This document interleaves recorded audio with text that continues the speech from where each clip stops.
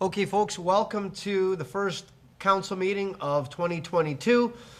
Today is Tuesday, January the 18th, and we are preparing to go in camera for the in-camera portion of our meeting, and afterward we will resume back up here for the regular scheduled portion of the meeting. Looking for a motion, Councillor Thompson, seconded by Councillor Carriol, that we go in camera. All those in favor? Okay, and that's unanimous. We will go in camera, and we remember to leave your electronic devices up here, please, and we'll come back to them soon. Thank you. And bring your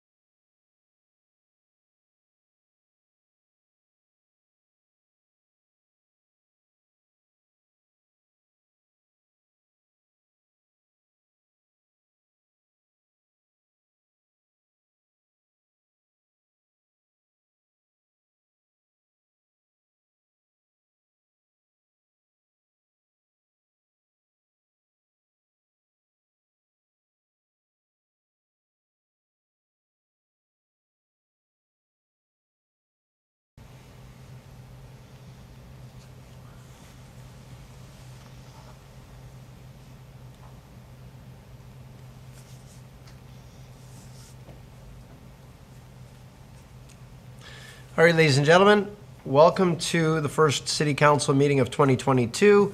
We are completed our in-camera meeting downstairs. We are now ready to resume on camera. And as we traditionally like to start off our council meetings with the singing of O Canada, allow me to introduce the pre-recorded singer for O Canada, Angela Siracusa. Angela is an award-winning singer and songwriter and co-owner of Catchin' Waves radio promotion and Playday Radio. Her hobbies include cooking and teaching. I'd like to welcome Angela Siracusa, and I would ask if you would mind just standing while she sings O Canada, please.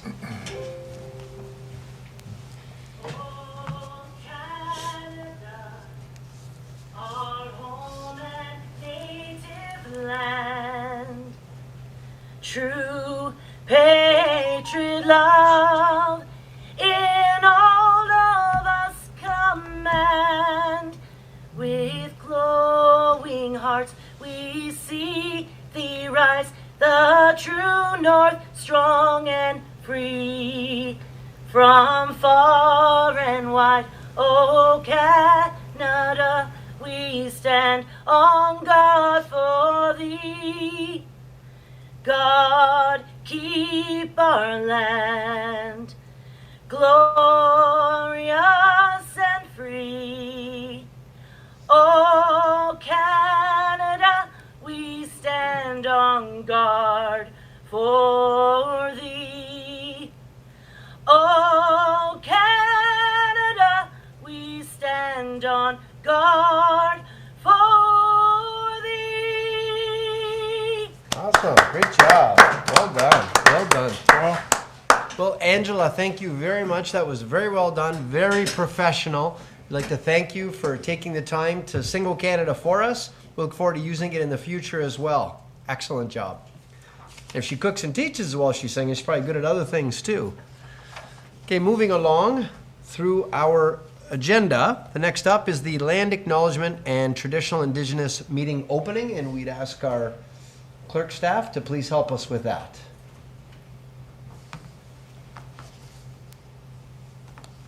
Thank you. I just want to add a little bit more to the land acknowledgement that has been acknowledged here, especially in this city of Niagara Falls, in moving forward to build those relationships with our Indigenous population here.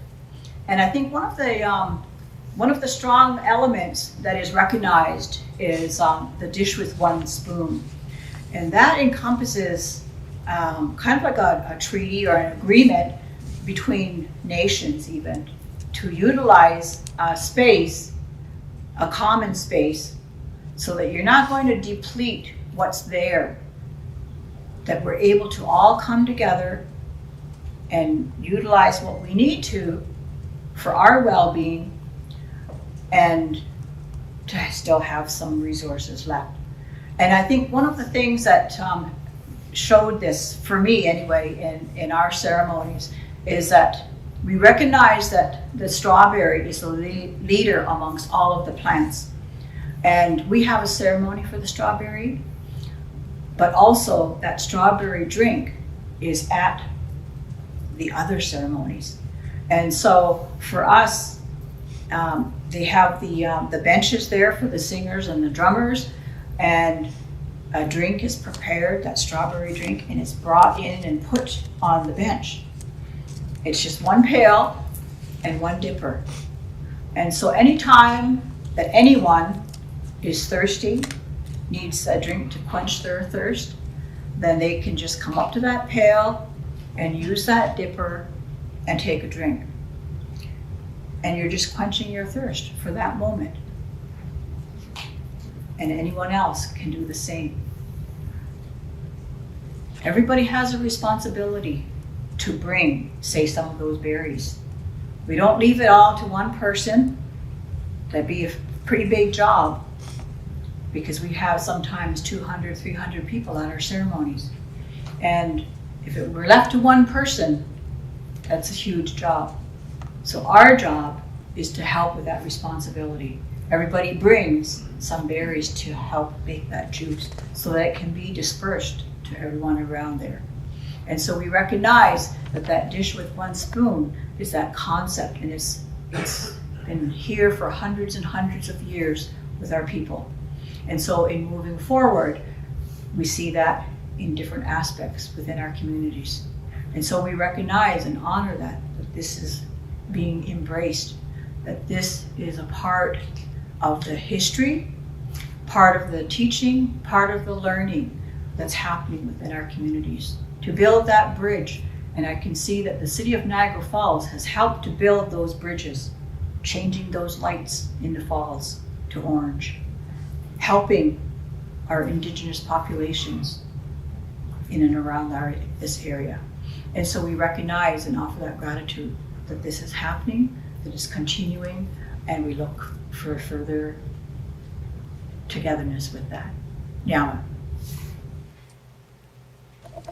Thank you to Jackie Labonte. She's a wonderful human being.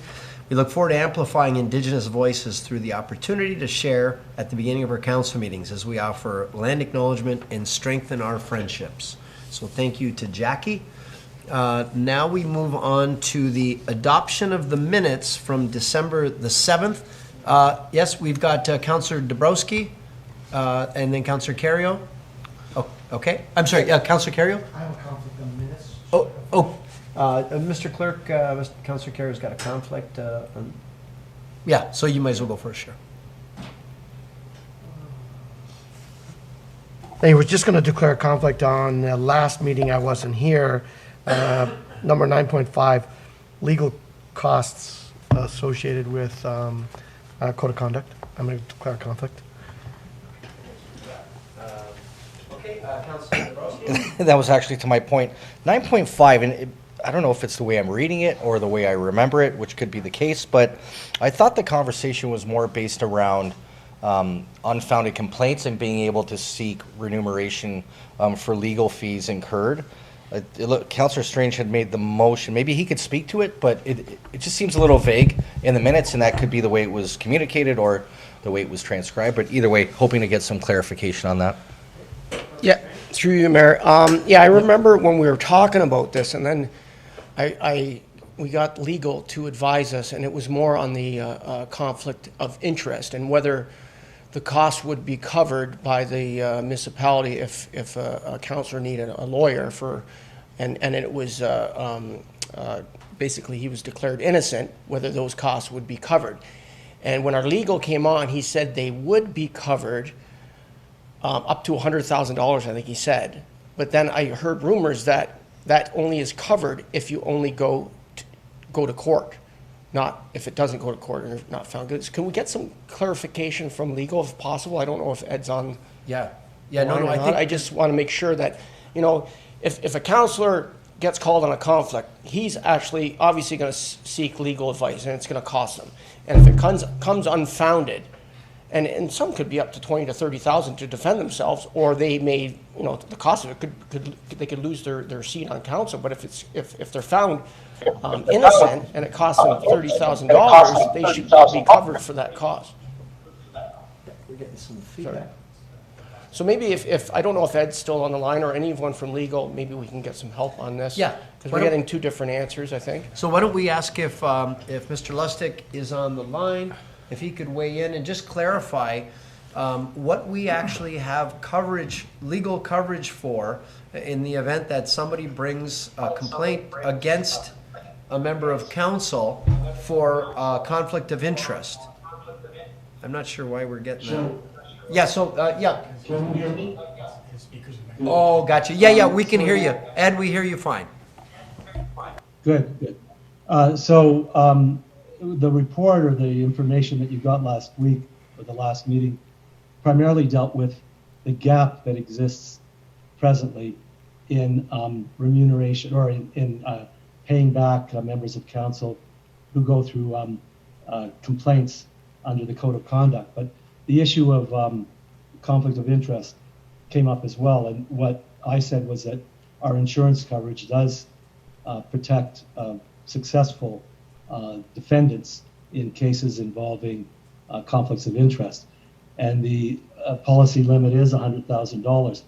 But that does involve only situations where it actually goes to court. If it didn't go to court, then there wouldn't be a judgment, and so you wouldn't be able to determine by way of a court whether a person was successful or unsuccessful. The case would presumably just be dropped because the case wouldn't go forward. So that isn't contemplated, as far as I know, in the insurance coverage that you have. Okay, thank you for that. Does that answer your question, Councillor Strange? Oh, sorry. Sorry, does that answer your question, Councillor Strange? Yes, well, if it's only covered if you go to court, what these expenses that some of the councillors have to make when hiring a lawyer to defend themselves, and you know, and they're innocent basically, but they might have spent $10,000 to $15,000 trying to defend themselves, because nothing is found. I don't think the onus should be on the councillor, because any resident could count, a conflict of interest complaint against you, and you have to defend yourself, or code of conduct. But a conflict of interest is obviously a little bit different, and the consequences could be huge, because you could actually, you want to defend yourself because you could lose a council, your seat on council basically. So I don't know if I need a motion of reconsideration, but I really do believe that councillors should be reimbursed for their cost if they have to hire a lawyer and they are innocent over a conflict of interest complaint, because anybody can call anybody on it and just soak up a councillor's funds. They don't make that much money in a year, and then you want to have a councillor defend themselves, and it costs up to maybe $20,000. So I don't know if I can get some direction from the city clerk if I have to make a motion of reconsideration towards this issue. So maybe we get an answer for you. So I don't know, Mr. Clerk or CAO, what would be the next? So we need to clear this up. Obviously, it was misunderstanding of what we actually had coverage for. So if we want to discuss this and deal with it, what would be the next logical step, Mr. Clerk? Yeah, through the mayor, I think if council is looking to have that information come back in a form of a report, which was the recommendation that council dealt with in December of 2021, then yes, you should have a vote for reconsideration. If you're prepared to make a decision tonight, technically that doesn't alter the core purpose or intent of your previously decided motion, so you wouldn't need to get a motion for reconsideration. So it depends on your intent tonight. If you want to have staff come back with a report. I don't want to delay the process either, because if somebody has reached out of their pockets and paid a lawyer to defend them, and they are innocent, and it's proven to be innocent, they should be getting their funds reimbursed. So I would like to make that motion that we reimburse any councillor who any kind of conflict of interest complaint against them, and it's become unfounded, that their costs be covered for the start of this term that we just 3 years ago. Okay, so first just clarity, so are we able to do it like this process, Mr. Clerk? In my opinion, yeah, that's really a different direction than the motion that was discussed at the last meeting, so it really doesn't need reconsideration. I would suggest, if just to expand on that motion, I know the councillor just spoke that it would be retroactive to the start of the term. I would also suggest of possibly including a limit if you so desire. If you want all costs recovered, that's up to council to vote on and decide. If you want to impose a limit of $5,000, $10,000, $15,000, whatever this council wishes, we could also include that in the motion.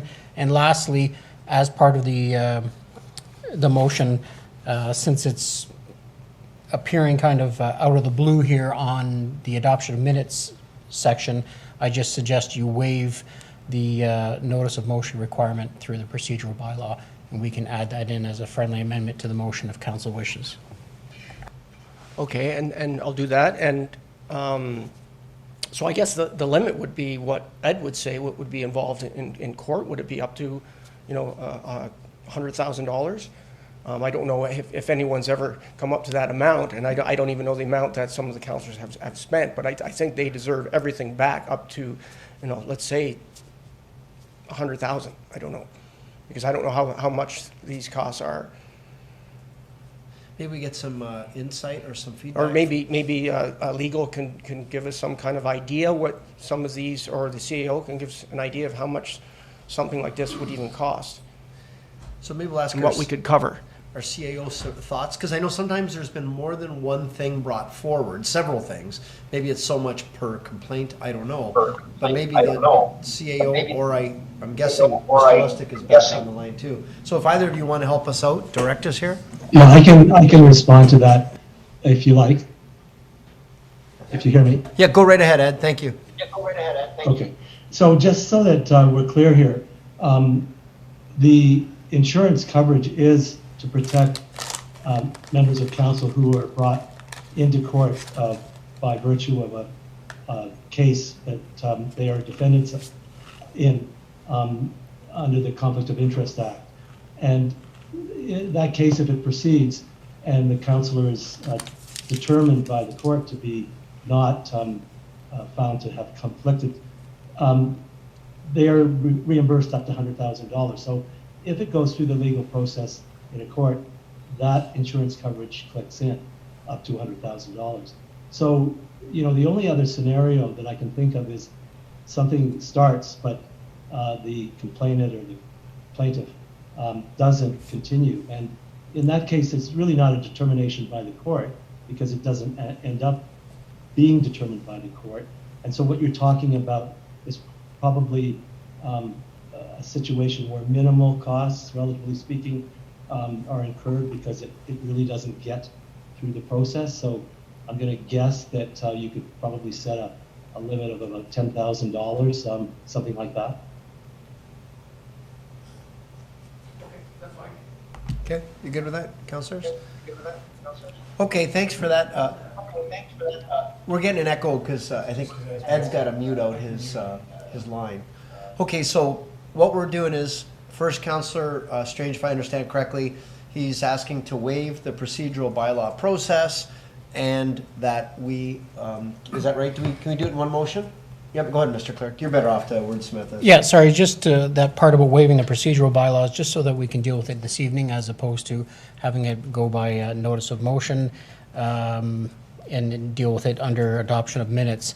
I think it's appropriate since we're on the topic, no point in rediscussing it later on either this evening or next meeting. But just to go on with the rest of the motion, so besides waiving the notice of motion requirements of the procedural bylaw is also to have the costs for reimbursement associated with legal fees incurred from unfounded code of conduct complaints dating back to the start of the current term of council to an upward limit of $10,000. Okay, so, yeah, Councillor, no, you're good? Okay, motion by Councillor Strange, second by Councillor Dabrowski. I see Councillor Pietrangelo has his hand up. Yes, Councillor Pietrangelo? Thanks, Your Worship. I'm just going to declare a conflict, same as last meeting. Okay, we've got that, Mr. Clerk. Okay, so everyone heard the motion. Do we have any discussion to the motion? Conflict as well. Yeah, with two declared conflicts. Okay, seeing none, we'll call the vote. All those in favor? Okay, that's unanimous with two conflicts. Thank you for that. All right, so now looking for adoption. Yes, Mr. Clerk, I'm sorry. Just still on the topic of the minutes, just before we get a motion for adoption of minutes, I do want to point out that it was brought to my attention under the section 5.1 that refers to the planning report on employment lands. The second part of that motion, or I'll start from the beginning. The first part was the council received the Niagara Falls Employment Land Strategy Phase 3 report for information. That's the same as what was the recommendation in the report. The second part is that council directs staff to prepare draft official plan and zoning bylaw amendments for additional stakeholder consultation and for consideration and adoption at a later council session. The minutes did state incorrectly that it would just be on the east side of Stanley Avenue. I just wanted to point out that a change was made today, and it is reflective in the minutes that are online, to further say that, and to only extend to Stanley Avenue, not to go east beyond Stanley Avenue.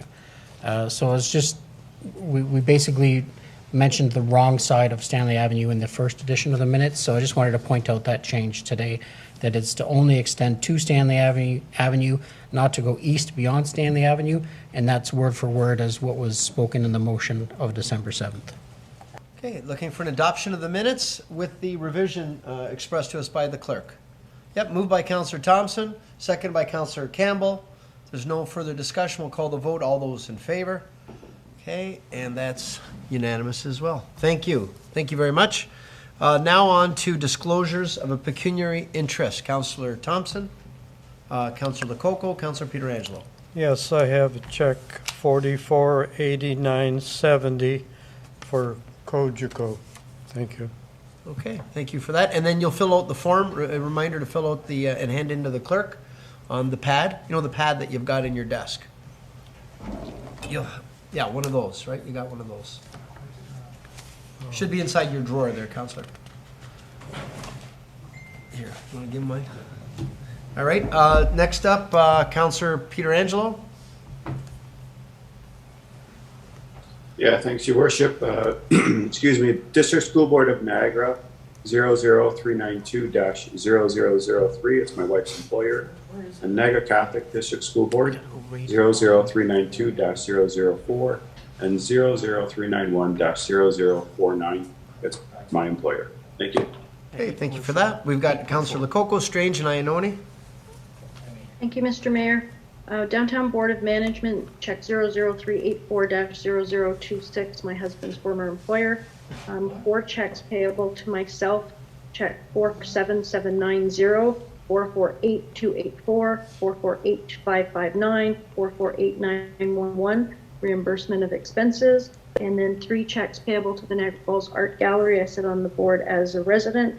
Check 00380-0037, 00382-0058, and 00389-0067. And I have sent an email to the clerk.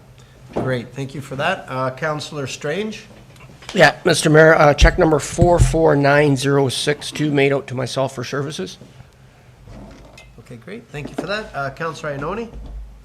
Check 448768 for services, and I've already sent an email to the clerk. Thank you for that. Councillor Dabrowski. Check 448749 for services. Thank you. Councillor Campbell. Thank you, Your Worship. I have a conflict on the item of 8.1. Gateway Niagara, I have a contract with them. I provide housing for their clientele. And check number 448741, it's made out to myself. Thank you. Thank you for that. And for myself, 4 checks made out to myself, 447769, 447874, 448534, and 448875. And I filled out the sheet. And for you, Mr. Clerk, thank you very much.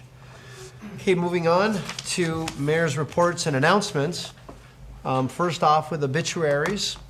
We're sad to lose Phil Mazzone, member of our community, educator, mentor, humanitarian, and many will know of the Phil Mazzone Sports Center at the south side of A.N. Meyer Secondary, so he'll be missed. The passing of Randy Sweck, son of Ed Sweck, a retired transit driver. Passing of Dave Kemp, retired fire chief, and one of our fire stations is named after him on McLeod Road. Maria Delamarca, the mother of Ed Delamarca of our Municipal Works Department. The passing of Charlie Berland, a tourism leader. The mother of John and Frank LaPena. Frank is former Victoria Centre BIA chair, and John, of course, is always helping those in our community in need. And as well, I know there's the passing of Linda Babb, a volunteer within our community as well. Council and senior staff birthdays. We'd like to wish a happy birthday to Serge Felicetti. This Friday, January the 21st, I understand is a special number for him. So we wish him all the best with that special number and that special day. I'm sure he'll have some special plans as well. Monday night, we lit the falls white in honor of Betty White's 100th birthday. That would have been on Monday night. So we received a lot of traction, a lot of people really happy about that. Obviously, can't ignore the snow event. I like the way in Niagara Falls we call everything events, and that's a snow event. Thanks to our crews who worked around the clock to do what they had to do. And it was a very, very tough time because COVID, obviously, COVID protocols, a lot of our staff were off. We received a great deal of snow in a short period of time. I spoke with past snow staff that worked for the city. They hadn't seen anything like that since the 70s or 80s. So there were a lot of lessons. And we asked people, do not park your cars in the road. Do not try to drive in this. We had more than 35 cars stuck out on the streets. Of course, our front end loaders had to move them before we could plow the streets. So that caused a lot of problems with abandoned cars.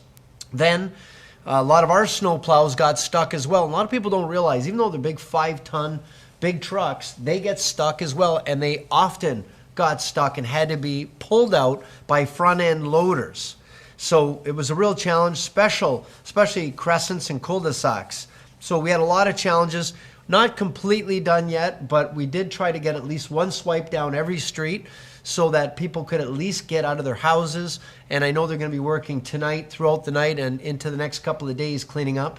And as I say, if you haven't been around, you realize the massive amount of snow. We had almost 2 feet fall here in Niagara Falls. It's unbelievable. And if you spend enough time shoveling, you realize there was a lot. And the weather's going to get goofy. Tomorrow's going to rain. We're going to get mild. And then it's going to go sub-zero again for the rest of the week. So tip our hat to all of our crew for the snow removal operation, all the hard work. Marianne Ticky and her team worked very hard. It's a thankless job. And I know a lot of people were having a lot of questions for us on social media and calling and emailing us. And I can tell you, I only got my road done this afternoon as well. I just barely made it into council. So I know it's been a real struggle for a lot of people. So again, thanks to all those that did what they did. And they were happy to say they did get the vaccine and booster clinic cleared up and opened up at the convention center. So people will be able to resume getting their vaccines and their boosters.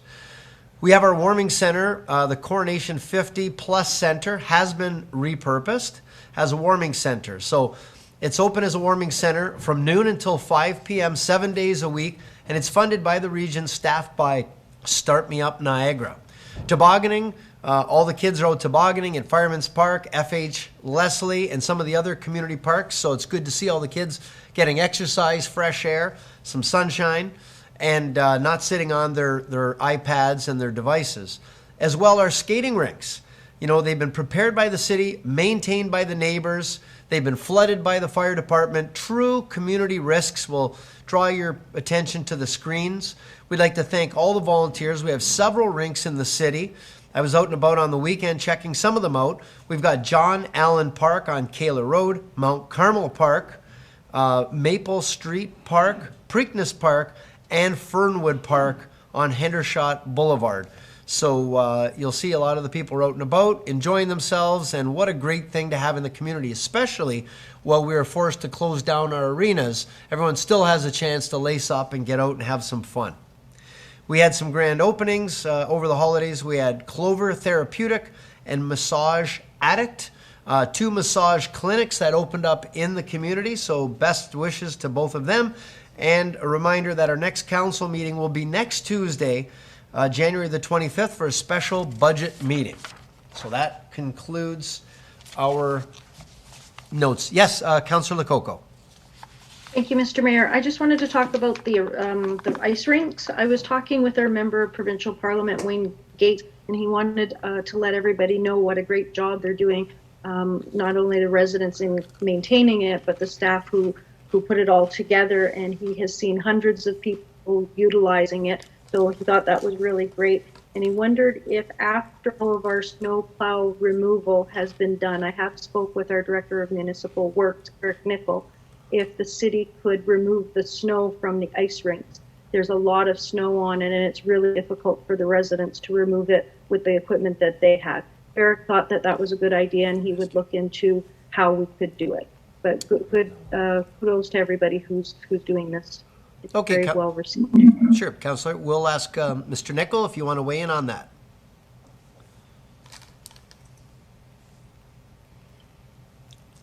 Yeah. Hi there. Thank you, Mr. Mayor. Through you, we definitely would love to get our equipment out there and clear those ice rinks. We have some park staff who are freed up tomorrow. We're going to find as many snow blowers as we can. We know we can't shovel it by hand, and we know we can't fit our plows on it. So we're going to wrangle up some snow blowers tomorrow and get out there and remove some snow. We'll assess the ice conditions once we remove the snow, and if we need to top it up with some more water and flood it, we might get some rain tomorrow that will help us anyways, but we'll have those ice conditions ready to go for Thursday when the weather is going to drop back down to the sub-zero temperatures. Okay, thank you very much, Mr. Nickel. Is that good, Councillor Coco? Yes, it is. Thank you very much. Okay, great. Councillor Pietrangelo. Yeah, thanks, Your Worship. This is somewhat along the same lines as something that I was going to ask in terms of, I guess, the snow operation as well, and that's in regards to trails. I know we have a long-standing, I guess, motion that trails get done, and I know right now it's not the priority. I just wanted to ask to make sure that trails were still on our radar, and that when our staff are done doing the important sidewalks for people to get to work and the kids to get to school, that the trails get done, because I mean it's an important outlet for people who need to go and get their walk in, get their exercise, and people that have their dogs and they like to take them for a walk. So I just wanted to make sure that we're still on course to do the Millennium Trail and the other trails that we have in the city as well. Nope, that's great. Mr. Nichols, so the order of priority, how does it go exactly, just for our viewers that are following in? Thanks, Mr. Mayor. So our first order priority is our arterial and mainline collector roads. Tonight we'll have our staff who are not operating heavy equipment, because we only have a limited number of licensed drivers, but we have smaller equipment that can be used by unlicensed, not DZ type drivers. So tonight we're tackling our bus stops, our bus shelters, and our crosswalk locations. We have been able to get on some of the trails. So right out from City Hall, there's our Olympic Torch Trail, which has received a first pass. So tomorrow our crews will be back out again at 5 a.m. with our sidewalk plows, and they'll continue on the trails. We'd like to make sure we get our sidewalks open, particularly in our school and commercial districts, before we get on the trails. But where it's feasible to do that at the same time, we'll make every best effort to get out there. That's great. Is that good, Councillor? Yeah, that's great, Your Worship. Thank you. Just wanted to make sure it was on the radar. We know. Mr. Nichols always got everything on his radar. He's on his game. Great job. Okay, moving on. Oh, I'm sorry, Councillor Dabrowski. A couple, I'm almost forgetting, but first things, this whole outdoor ice skating venture that the city undertook, I think it actually kind of was initiated by Councillor Strange when, was it last year or was it, yeah, it was last year when the fire department actually went out and flooded a pond and kind of created a domino effect. Wondering if we can get an update. I've heard from a few residents through email and through phone calls as well, and online through Facebook and Instagram about Chippewa. I know there was 2 proposed rinks that might have gone in Chippewa. With the clay, there was some issues. Obviously, we're never going to excavate the clay and put topsoil in to make sure we have good drainage for an ice rink. But is there any plan for next year for the town of Chippewa to get an outdoor rink?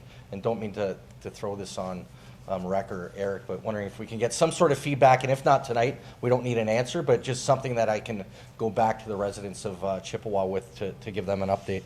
It'd be appreciated. That's great. Success begets success. And Mr. Nichols so successful, we want to see what else he can do. So, Mr. Nichols, back to you. Oh, thanks, Mr. Mayor, and through you to the councillor. I'd love nothing more than to get those rinks operational. We have 2 rinks, one at Riverview Park and one at Chippewa Lions Park, both of which aren't holding water.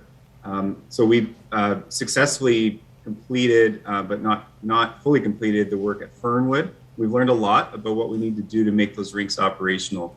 So I do have a draft budget ask that you'll see later this month to do a bit more work, some materials and outside contracts to help get those rinks operational. They're going to take a bit of effort and dollars to make them functional for next year, but there's unfortunately no possibility to make those functional for this year in any long-term format. Councillor? Okay, great. So I think what I heard was, so we will be operational with outdoor rinks next year. We're looking into it. I know He's got a couple budget items we're going to deal with next Tuesday. Okay, perfect. For next season. Okay, and I know just in speaking with some of the BIAs here in the city, I think Queen Street BIA, there's a provincial grant, the Reconnect program, and they're looking at that and maybe putting a rink out front of City Hall next year as well. So either way, thanks for the update. I'll pass that info along. That's great. Oh, yeah, Councillor Pietrangelo. Yeah, just on the issue of the rinks, Your Worship, through you to Mr. Nickel, was there a third rink in there as well at Keegan Park? I know I've heard from a couple of residents there that Keegan Park is not holding water as well. Your Worship, I know Mr. Nickel is going to tell us that we have a lot more outdoor rinks than we should right now, but as you can tell, they're an absolute great outlet, and they get used quite a bit, especially in these times. Mr. Nickel. Yeah, through you, Mr. Mayor. The councillor is correct. I neglected to mention Keegan Park. So Keegan Park isn't holding water as well, and will need the same type of treatment as our Chippewa parks. Nonetheless, these are initiatives that we'd love to move on. We're just short-staffed and short-resourced to make them happen in a typical year. So we'll need some help to make sure those are budget priorities in the upcoming presentation. Okay. Is that good, Councillor Pietrangelo? Okay, we're back to Councillor Sorry, Dabrowski. I don't want to drag this. I know there's a lot of synthetic options as well. So for Chippewa, for instance, I'm not sure if we're looking at actual ice surface where if the clay can't hold the water, maybe it's something else we can look into. I'm not sure if that's in terms of budget and research if we're looking into that, but just wanted to throw that out there to Eric Nickel, Mr. Nickel, that there are other options out there. I know technology is always changing. I see it on the internet all the time, faux rinks that can be used all year round. But either way, maybe something we can look into for those problematic areas. Sounds good. Doesn't sound expensive. Are they? Okay, good. Okay, good. Well, that's good. So Mr. Nickel's listening. All our great ideas. And kudos to Councillor Strange. Great idea. And the timing was perfect for having these types of things in our community. Okay, moving on now to deputations and presentations. So our first speaker is Niagara Falls Regional Councillor Bob Gale. He's going to provide council with a brief update on various regional matters. Mr. Gale, are you there? He is just reconnecting so he can present. Okay. He's back. So he's just reconnecting so that he can address it. Oh, there he is. Councillor Gale, welcome to the Thank you, Mayor. Can you hear me okay? Yeah, we hear you fine. So I can just see the title in the press tomorrow, Niagara Falls is not holding water. But, Mr. Mayor, I have a number of updates with regards to public works and corporate services at the region. Then I have that issue with that park with the syringes and that. May I address all the updates first? And if you have any questions, fine, and then go to the syringe comments? Sure. Thank so you. If any councillors have any questions for Councillor Gale, just let us know as he's running through the regional issues. Now, one of the good things here, and I found out the other day, is Carolynn Ioannoni's here from the region as well. So I'll defer to her on a lot of the answers to some of the questions on public works items and that, because she has a presentation after me. But right off the bat, I want to compliment Councillor Carrió for the Integrity Commissioner issue. At procedural bylaw coming up this month, I made a motion to come up. It was referred to there from council, from corporate services. And the big issue is the money it's costing the taxpayers in all these events, and what are we achieving throughout the province? Probably millions of dollars. I hope the province will look at this under the municipal act down the way, but I'll defer to them. Just compliment to councillors who get involved, because that's the way you get complaints, but at least you're getting involved for the taxpayer. So I've spent enough time on that. Hot off the press, I'm going to just go through all my items, Mr. Mayor. Hot off the press with the garbage collection. Obviously, with the snowstorm, it's delayed by a day. We just got an email out from the region saying, as it currently stands, collection in most areas of the region is delayed by 1 day. However, based on road conditions, further delays may occur. I know that they can't get them all done because you have one lane in some places and that. They're asking that please keep your green bin and blue and gray box materials until next week if you can. And so that's another delay on that. A compliment to you, Mayor Diodati, and to Harry Oakes about the South Niagara Hospital. Now, I'm giving you updates here, and I think I'm preaching to the choir on a lot of councillors here, but people watching this will hear what I'm saying, and that's the point of this. I was at the RFP meeting for the new South Niagara Hospital, as well as the capital campaign. And I can't say enough about Mayor Jim and Harry Oakes taking this on, plus the support from councillors being there. You guys are a team. You ladies and guys are a team at this, and I was very impressed with that. As you know, the region is contributing $44.5 million over several years to the South Niagara Hospital, but it's a great start. And the time it will take for you, Jim and Harry, on this, kudos to you for stepping up on that. On another front, out there at Lions Creek Road, a compliment to Carolynn Ioannoni, who's about to present, about the turn-in on Willowdale Road from going westbound on Lions Creek Road. She negotiated with the Ministry of Transportation months ago to have the opening there, and so the people at Willowdale Golf Course and some of the businesses there are very pleased with that. Peter Nicholson and I were involved in this as well, but it's great to negotiate with that. I remember dealing with the MTO at Thurlestone and Montrose Road 25 years ago, and it wasn't as successful, but regardless. Then I go on with Bridge Street and Thurlestone Road, the extension that out there. So I have 3 different items here on it. As the public knows, the Thurlestone Road extension is a roadway connection across the former SciTech lands and along the CNR corridor, connecting to Bridge Street and Victoria Avenue with a roundabout connection. The first part is phase 2 of this. The stage was tendered in the 4th quarter of 2021, and it was awarded to the lowest compliant bidder, which is Rankin Construction. That's Bridge Street and Victoria Avenue's roundabout, with construction of the storm and sanitary sewers anticipated to commence on January 24th, in a week, less than a week, on Victoria Avenue south of Bridge Street. Construction completion is anticipated on August 31st of this year. Traffic disruptions will be announced throughout the course of construction. Access will be maintained for all private properties during construction. An online public information center was recently held for this stage of construction and concluded on January 7th of 2022. One thing I have to say is I have a conflict of interest on everything at that area because my daughter owns the property at Bridge in Victoria with the gas bar in it. So I'm just reporting what happened at council. I wasn't involved in any of these votes or any of the discussion on these items. So I just want to clarify that. The Thurlestone Road extension, the project update, they're doing environmental checks, the geotechnical boreholes and additional survey works. Tendering is tentatively scheduled for 2023 on that part. Then you have the Bridge Street Environmental Assessment Study, and this is the study area for the project, which includes Bridge Street from Victoria Avenue to River Road, Erie Avenue from Bridge Street to Queen Street, Park Street from Ontario to Zimmerman, and Zimmerman from Bridge to Queen Street. There was another public information center. There were 2 already on it. There's another one coming up on February 2nd at 6 p.m. to present the alternative design concepts considered and the preliminary preferred concept for Bridge Street. One-on-one meetings with impacted property owners have been taking place since December 2021. So that's it for the Bridge Street roundabout, and that's a major project out there with the GO terminal and that. Next is what Carolynn Ioannoni's coming up later about, is the Vision Zero Road Safety Program update. Now, I supported this. This is, for Niagara Falls, it's the Lundy's Lane corridor between Montrose Road and Kaler Road. As a member of the police board, and when I was chair of the police board, I had so many complaints about that with traffic, especially motor vehicle collisions with injuries from them. So this is, as soon as you think of this Vision Zero project, the way I looked at it, it was cameras. And as soon as you think of cameras giving tickets out, you think of a money grab. It's natural for all of us to think that way. So we had these conversations in there, and I'll tell you it's justified in that corridor to have some of this. I'll defer to what the wisdom of this council on the way you go on it.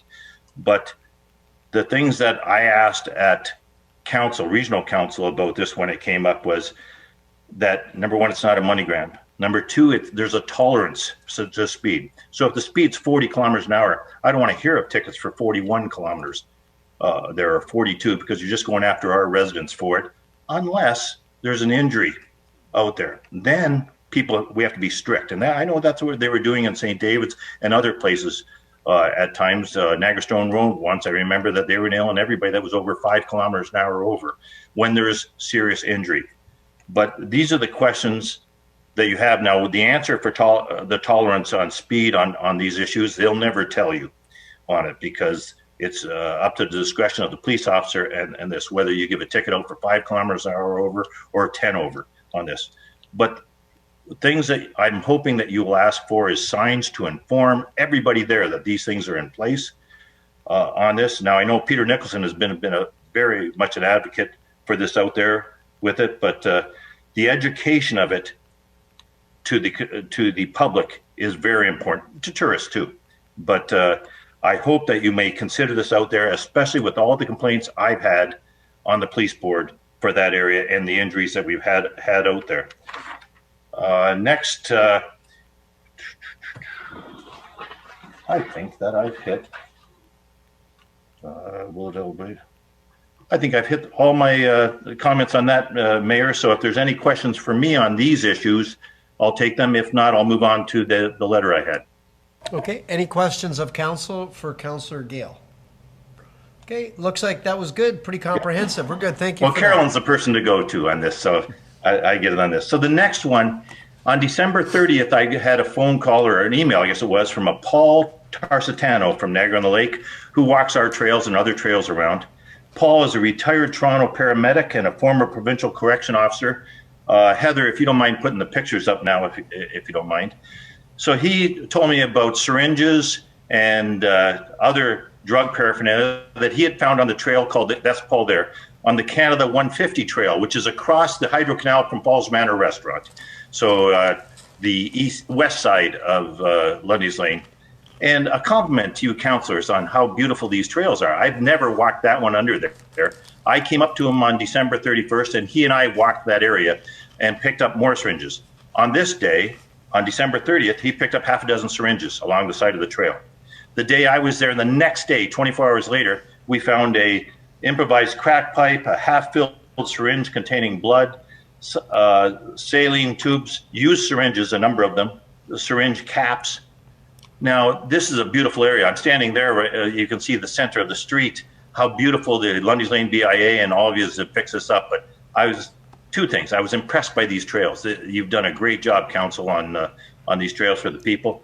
And I'm not trying to harp on these syringes because they weren't sitting on the trail when we went along. But you know how serious this would be if a young child went up with and touched these syringes. So I called Mayor Diodati at the time, said this was happening. He asked me if I would bring it to council. Maybe you have security that can look at this. I don't know. I'll defer to your wisdom on this. All the syringes that we picked up, we had gloves and things like this. I took to the Walker's Hazardous Waste site on Thorold Town Line Road. And I talked to numerous citizens walking back and forth. There were a lot of people walking that trail. I was proud to see. And they didn't see the syringes in that. We found them off to the side. Maybe they blew off or whatever. And maybe that's unique, just that spot. I don't believe it. But so I defer to you on this. But I'm proud of Paul Tarsitano for bringing this up. And what he's doing, he's gone to other places around. Matter of fact, he contacted me, I think, a week or so ago and said he went on another part of a trail and there was nothing. So I defer to your wisdom on this, Mayor and Council. Thank you. Okay, thank you for that. Mr. Mayor? Councillor Gay. Yep, I've got Councillor Lococo, and then I've got Councillor Ioannoni.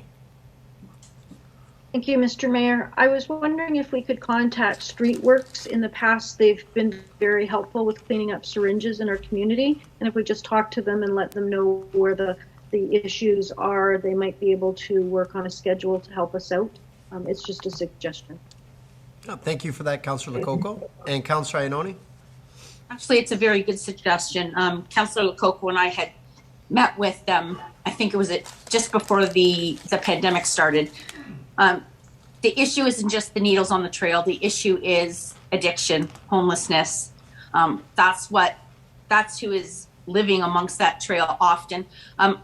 And I think if you talk to Streetworks, they would tell you that a safe needle exchange site in Niagara Falls would be an excellent way to help keep the needles off the street and off of our trails. Okay, thank you. Thank you for that. Councillor Strange? Yeah, thank you, Mr. Mayor. Thank you, Councillor Gale, for coming in and giving us an update on regional issues. And Obviously, the last one is a little disturbing. We've had this conversation, I think, in the last couple of years where residents have been, and it's been getting less and less, which is good. So, we haven't had this update of syringes, and we've had them in parks actually in the last few years, and our staff have been amazing and getting them and picking them up. But it's a huge safety issue, not even for children, but when you're walking your pets, you can't see them on the trails, but your pets obviously go through and they sniff them and might get jabbed with them. So very important, and happy that you're bringing this up, and thank you for all the information you're bringing from the region. It's great for an update. Thanks, Mike. Thank you for that, Councillor. And then what about staff? Do we have anything from our staff that you'd want to weigh in on this concern along our trails? Obviously, we're going to reach out to Streetworks, but what about from the municipal side? Have we had any kind of engagement or any other experience with this happening, and or with our security company? I think Cantech is the ones that we have. I'm not sure if Ms. Molden. Oh, Mr. Nickel. Yeah, Mr. Nickel. Hi, thank you, Mr. Mayor. I'll keep it brief. I can assure the public that we are aware of the concerns, and we take the security on the trails very seriously. We can't obviously light all the trails and have them or close them for evenings, so they can have dark spots, which can also lead to unwanted activities. So we do have daily patrols during favorable seasonal weather with private security. And we've also partnered with the Niagara Regional Police, local community officers, Scott McGill and others, who actually will take their police cars up and down the trail to monitor for activity. We know that Streetworks is active in their needle exchange and provide millions of needles, or up over 1 million needles, to the community in the exchange program. And often those don't always make their way back to Streetworks. So we would ask the public, if they find any needles on the side of a trail or a park, to notify the city. Our staff are trained. We have PPE to collect those needles, and we're certainly willing to come out upon notice and make that collection. If there are any other safety or security issues, we definitely need to know about it, and we would appreciate being notified either via email or phone to my offices to make sure we can try to address those and put some other measures into place to keep the public safe.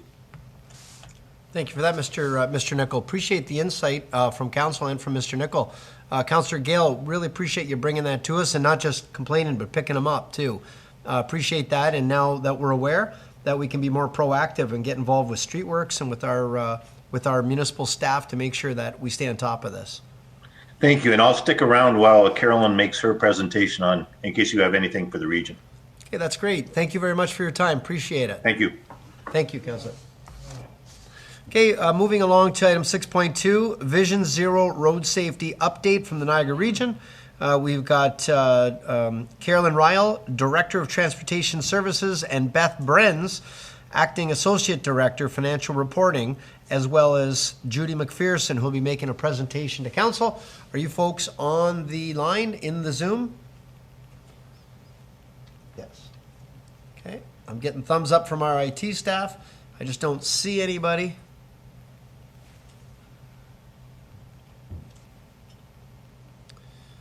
There we go. So we see a PowerPoint. Don't hear any voices yet.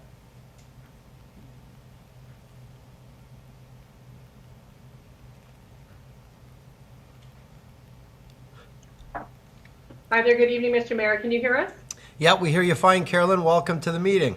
Yes, thank you. We'd like to thank City of Niagara Falls Council for having us here this evening on such an important initiative.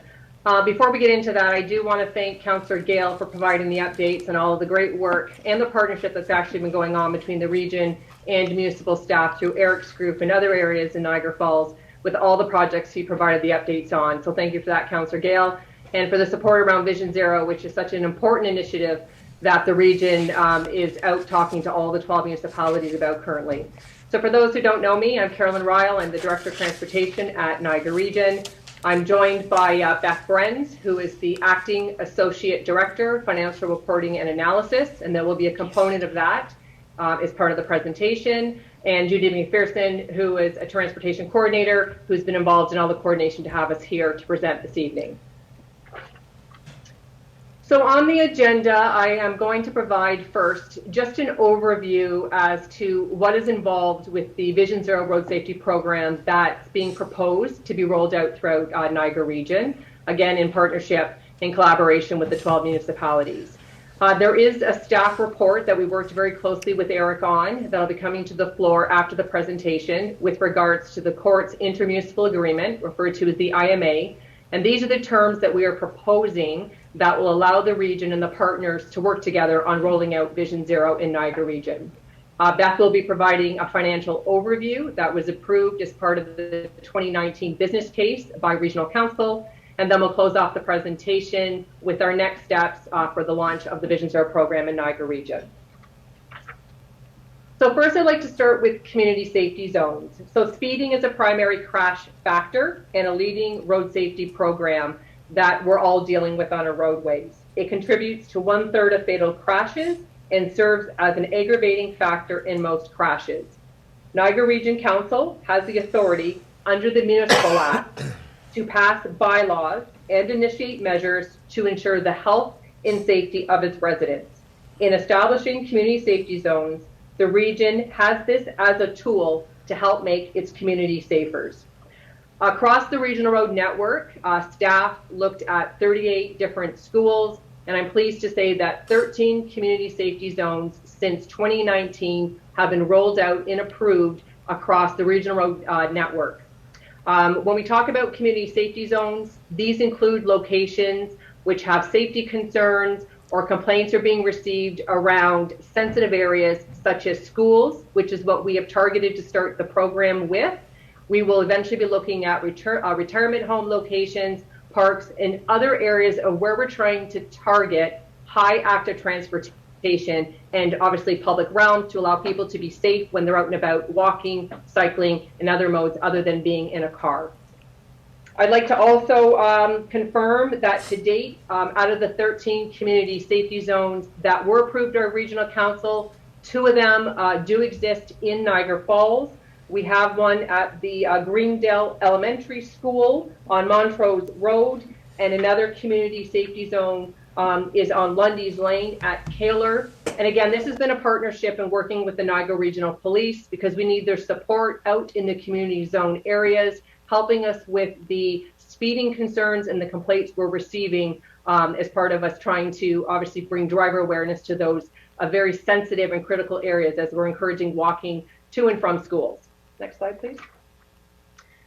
So again, under the Vision Zero Road Safety Program, one of the automated enforcement tools that we're looking to roll out is referred to as ASE, or Automated Speed Enforcement. This was launched in December of 2019 by the province, and the region's business case speaks to rolling out the initial platform with the use of 4 of these units that will be rotated among the 13 approved community safety zones that I just spoke to. Any revenue collected above and beyond, obviously, the implementation costs, which I'll be speaking to in a minute, need to go back into supporting public safety and educational initiatives. The benefits of automated speed enforcement for our counterparts and our colleagues who've already rolled it out deal with the intent to increase safety. We're wanting to reduce the speeds again in these vulnerable areas. We're looking to change driver behavior, not just in this area, but with a halo effect outside of this area. And again, this will be our partnership in working with the Niagara Regional Police on having their resources deployed elsewhere to deal with other safety matters while we're rolling this out in certain areas.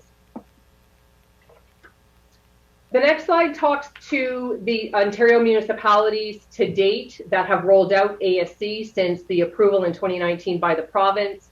You can see the municipalities from Toronto down to London. There are 123 cameras already active out in those different municipalities. And you can see the charge volumes to date are in the realm of 522,000. Just to point out, this is not referring to anything to do with revenues. This is the charge volume, so the number of tickets that have been issued in each of those municipalities with the number of cameras that they've launched. You can see from looking at Peel down to London, they started out with smaller programs, more in a pilot with 1 or 2 programs. And you can see Durham started with 4, and the business case approved by regional council here within Niagara Region will be to start this program with 4 ASC units throughout our community. Our neighbor Hamilton, one last point, they started with 2 cameras, and you can see that they're advancing to increase their program to 8. So you can see the success that many of these municipalities have been dealing with the issuance of these tickets to deal with speeding, and you can see that they're looking to increase their programs. The next item to be added to the Vision Zero, and we're referring to them a little bit as toolkit items, are red light cameras. So red light cameras are also referred to as RLCs. These were introduced in the province back in 2000, and they have been proven with all the studies that have been underway since that time till now that they reduce right-angle collisions by 25%. It is an effective means to reduce the incidences of individuals running red lights as we're trying to make our roads much safer. The issue with running the red light with the right angle collision, as these collisions are very serious in nature and can lead to fatalities. And as we work with the 12 municipalities with the Complete Streets initiative that's underway with the region currently, we're looking again to how we're increasing safety, and we're looking for more of a multimodal approach, again, for many other users with an active transportation focus on the regional road network. So this will be a key tool, obviously, to ensure that anybody using the roadway, in addition to cars, will feel safe with regards to obeying the signals of the road and not running the red lights. The business case approved here at the region included for 10 red light cameras. Those locations are not currently known, as we're finalizing an assignment with a consultant that was hired by the region, and they have looked at all the signalized intersections throughout all of Niagara region. That includes regional and regional, those that have shared jurisdiction between the region and the municipalities, the region and MTO, as well as the region and Niagara Parks. So all of those were evaluated, and the first 10 locations will be brought to Regional Council. We're targeting the end of Q1, the beginning of Q2, where we will be indicating the criteria used and, again, seeking approval to roll it out to those 10 first locations. So again, when I speak about Vision Zero and road safety has been something the region does yearly. What we're doing here is we're putting this under a much larger umbrella under the Vision Zero Road Safety Initiative and Program. We deal with signs and pavement markings. Those are operating in annual programs that we do. We're dealing with the Complete Streets that I mentioned. We look at mid-block crossings and implementing those where needed for safe crossings for residents trying to get across the street. We deal with intersection improvements. That's the addition of turn lanes. So what's unique with this program is that we're rolling this all together, now expanding it to include automated enforcement, which is ASC and red light camera under the Vision Zero initiative. And not only the region, but the municipalities, as we get the program up and running, and when revenues are do come, there is the opportunity for all of us to be using those dollars to enhance many of the elements listed here with regards to road safety programs in your own municipality. So if I can bring us to the proposed revisions to the Niagara Region Court's intermunicipal agreement, referred to as the IMA. And again, this is a staff report that'll be coming on the floor after the presentation. So why are we here today? We're here looking for support. We're seeking support, which we need from all 12 local area municipal councils for the changes that are before you this evening with how we'd like to operate the Vision Zero Road Safety Initiative in cooperation and partnership with the 12 municipalities. The region will lead the implementation, the operation, and the oversight of this program and ensure the legislative compliance is being met as outlined by the province. Again, working in partnership with our local area municipalities. We're also asking, with the change in the language in the IMA, is that it allows for funds net of the court program costs related to the Vision Zero initiative. So these are capital and upfront operating costs that are being invested by the region, that they be compensated for the work that's happening to run the program. And again, any revenue above those costs will be split 50-50 among the region and the LAMs targeting road safety initiatives. That concept of the 50-50 split is already currently in the intermunicipal agreement. The change we're seeking here with Vision Zero is that the region be reimbursed for the upfront capital and annual that I just spoke to. So again, why are we here? The current agreement doesn't identify Vision Zero. The current agreement doesn't contemplate the province's guidelines for automated enforcement and the compliance piece that we will need to report back on.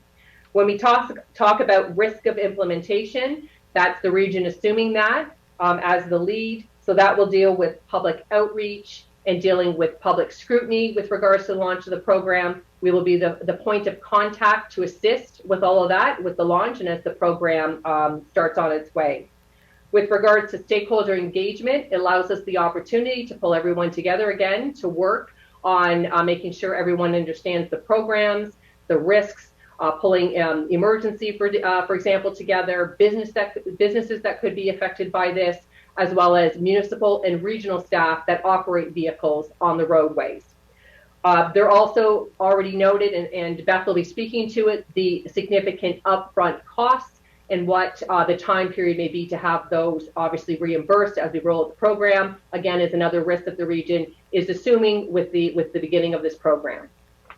If I can end before I pass it to Beth with regards to financials, when we talk about opportunities, the region has been a member of the Automated Speed Enforcement Steering Committee since the launch. That was prior to the approval of the legislation by the province. So we were at the table as one of the major stakeholders providing input into that process.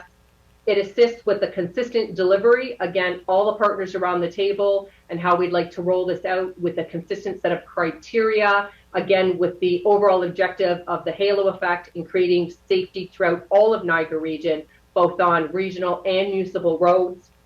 Managing resources, so this would be staffing resources to run the program, the hiring of consultants, setting of criteria and the annual assessments that we'll need to do.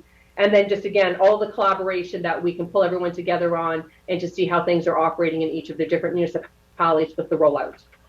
So I'm now going to pass it over to Beth with regards to the financial overview.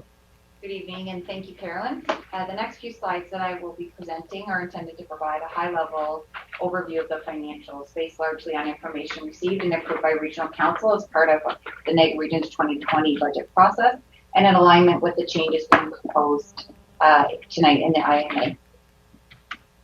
The slide provides a high-level overview of the estimated operating budget, again, as outlined in our 2020 business case approved by Regional Council. I would like to note here that we are referencing the 2020 business case, which is attached to your agenda report this evening, as this is what Regional Council approved and still materially represents the total cost of the program. There are some contractual increases and decreases across the expenditure line since 2020, but the total cost of $4 million still barely represents the cost of the program that's being presented this evening. We are planning for the program to be self-sustaining, meaning the total revenue collected will cover the cost of the program. The multi-year budget as of 2020 is also attached to the business case, again, attached to your report this evening. So the numbers on this slide relate to our first full year of operations, which we're estimating to be 2023.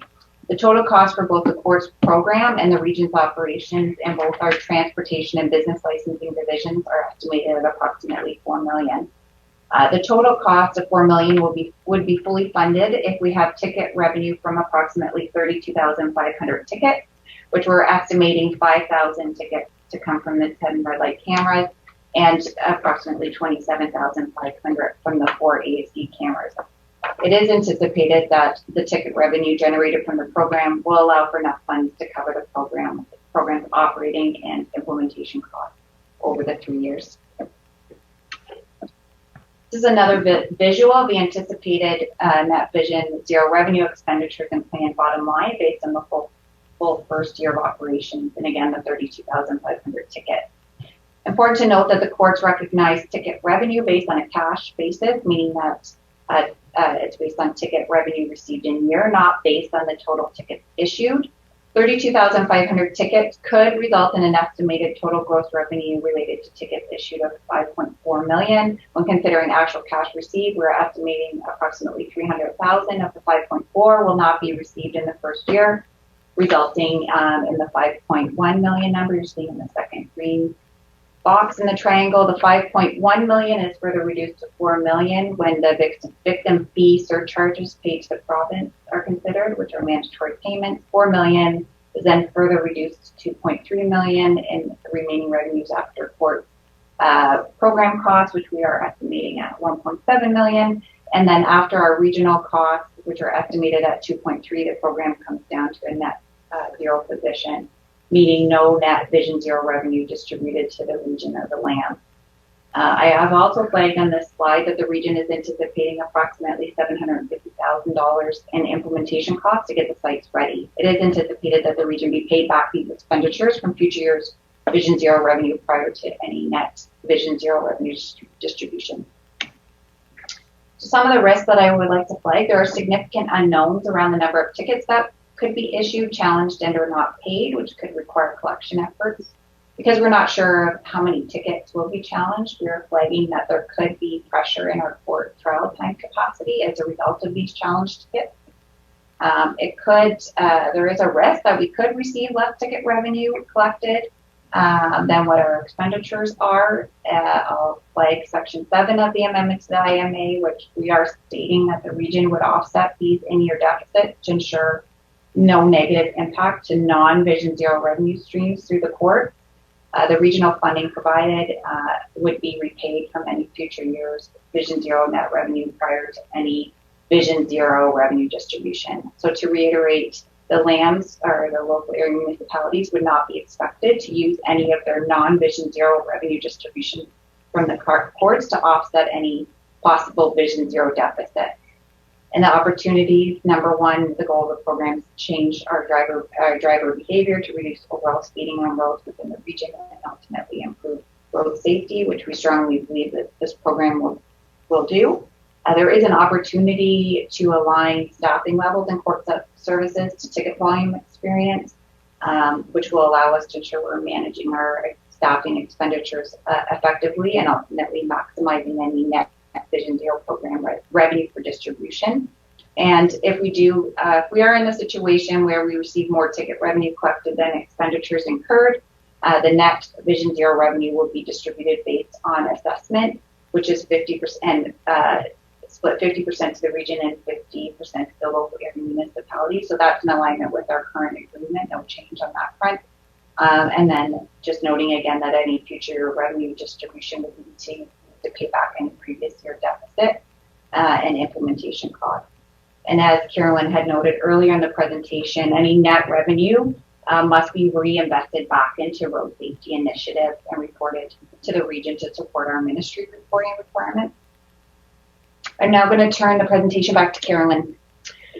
So if I can just conclude with some of the next steps. So we've been out and working with our colleagues at each of the municipalities. We've been coordinating different times, and we've been presenting to the councils seeking the amending IMA approvals that started in December, and we're looking to finish that off at the beginning of February.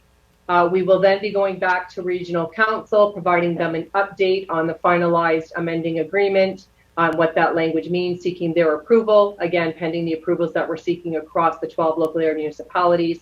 We're targeting a report to go back to council here at the region February, again, of 2022. And then we also will be seeking approval to move into the execution of the various vendor agreements to launch the program. And we're targeting, again, based on the timelines here, between February and March, with an anticipated go-live date of Q2 of 2022. So I want to thank everyone for this opportunity to be here tonight to provide this overview and to present to council. I'd like to thank Eric for all of his support. There's been many meetings with all the different municipalities on the concept here.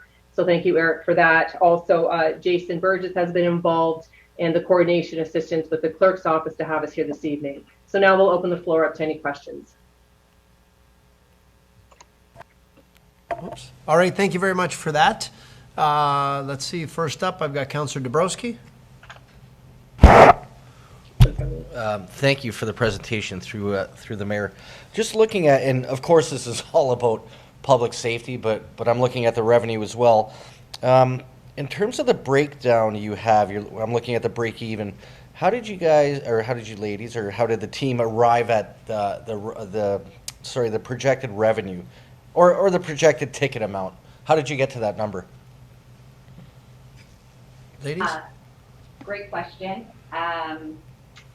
So we leveraged our knowledge of the City of Hamilton's red light camera program, and we also considered the volume that our courts currently handle as a starting point. And that really was based on the maximum amount of tickets that we thought that the courts could handle initially. It's nothing more than that. There wasn't a lot of data to utilize when setting the automated speed enforcement camera. So hence the risk around not really knowing how many tickets, what our volume is actually going to result in.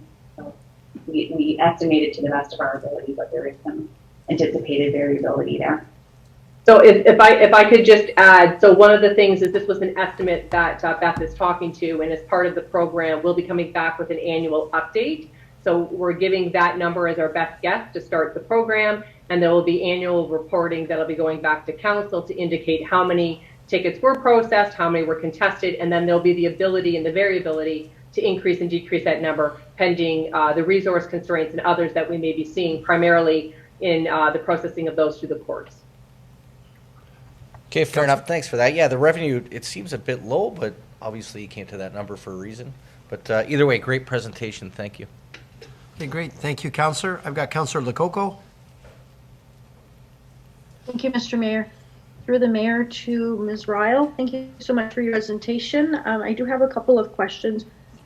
It said in your presentation that you were seeking approval from all of the lands. I did read that it went to Welland. Who else have you presented to so far?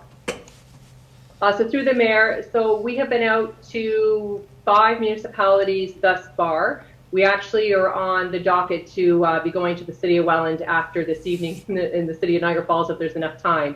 So we've been to 5 thus far, and we're targeting Welland tonight. Oh, I'm sorry. I thought I read that Welland was not approving it. So through the mayor, we're seeking the approval this evening if we can make it there in a timely fashion to speak to Welland this evening. Okay, and out of the other 5, all of them have approved it? So through the mayor, one municipality, it was the committee of the whole, declined the initiative, and with the intent that it may be going back on the floor to their next council meeting. So we are dealing with one municipality right now through the committee of the whole that's declined it. And there is another municipality that's deferred it, looking for some additional information that the region will be providing in support of Vision Zero.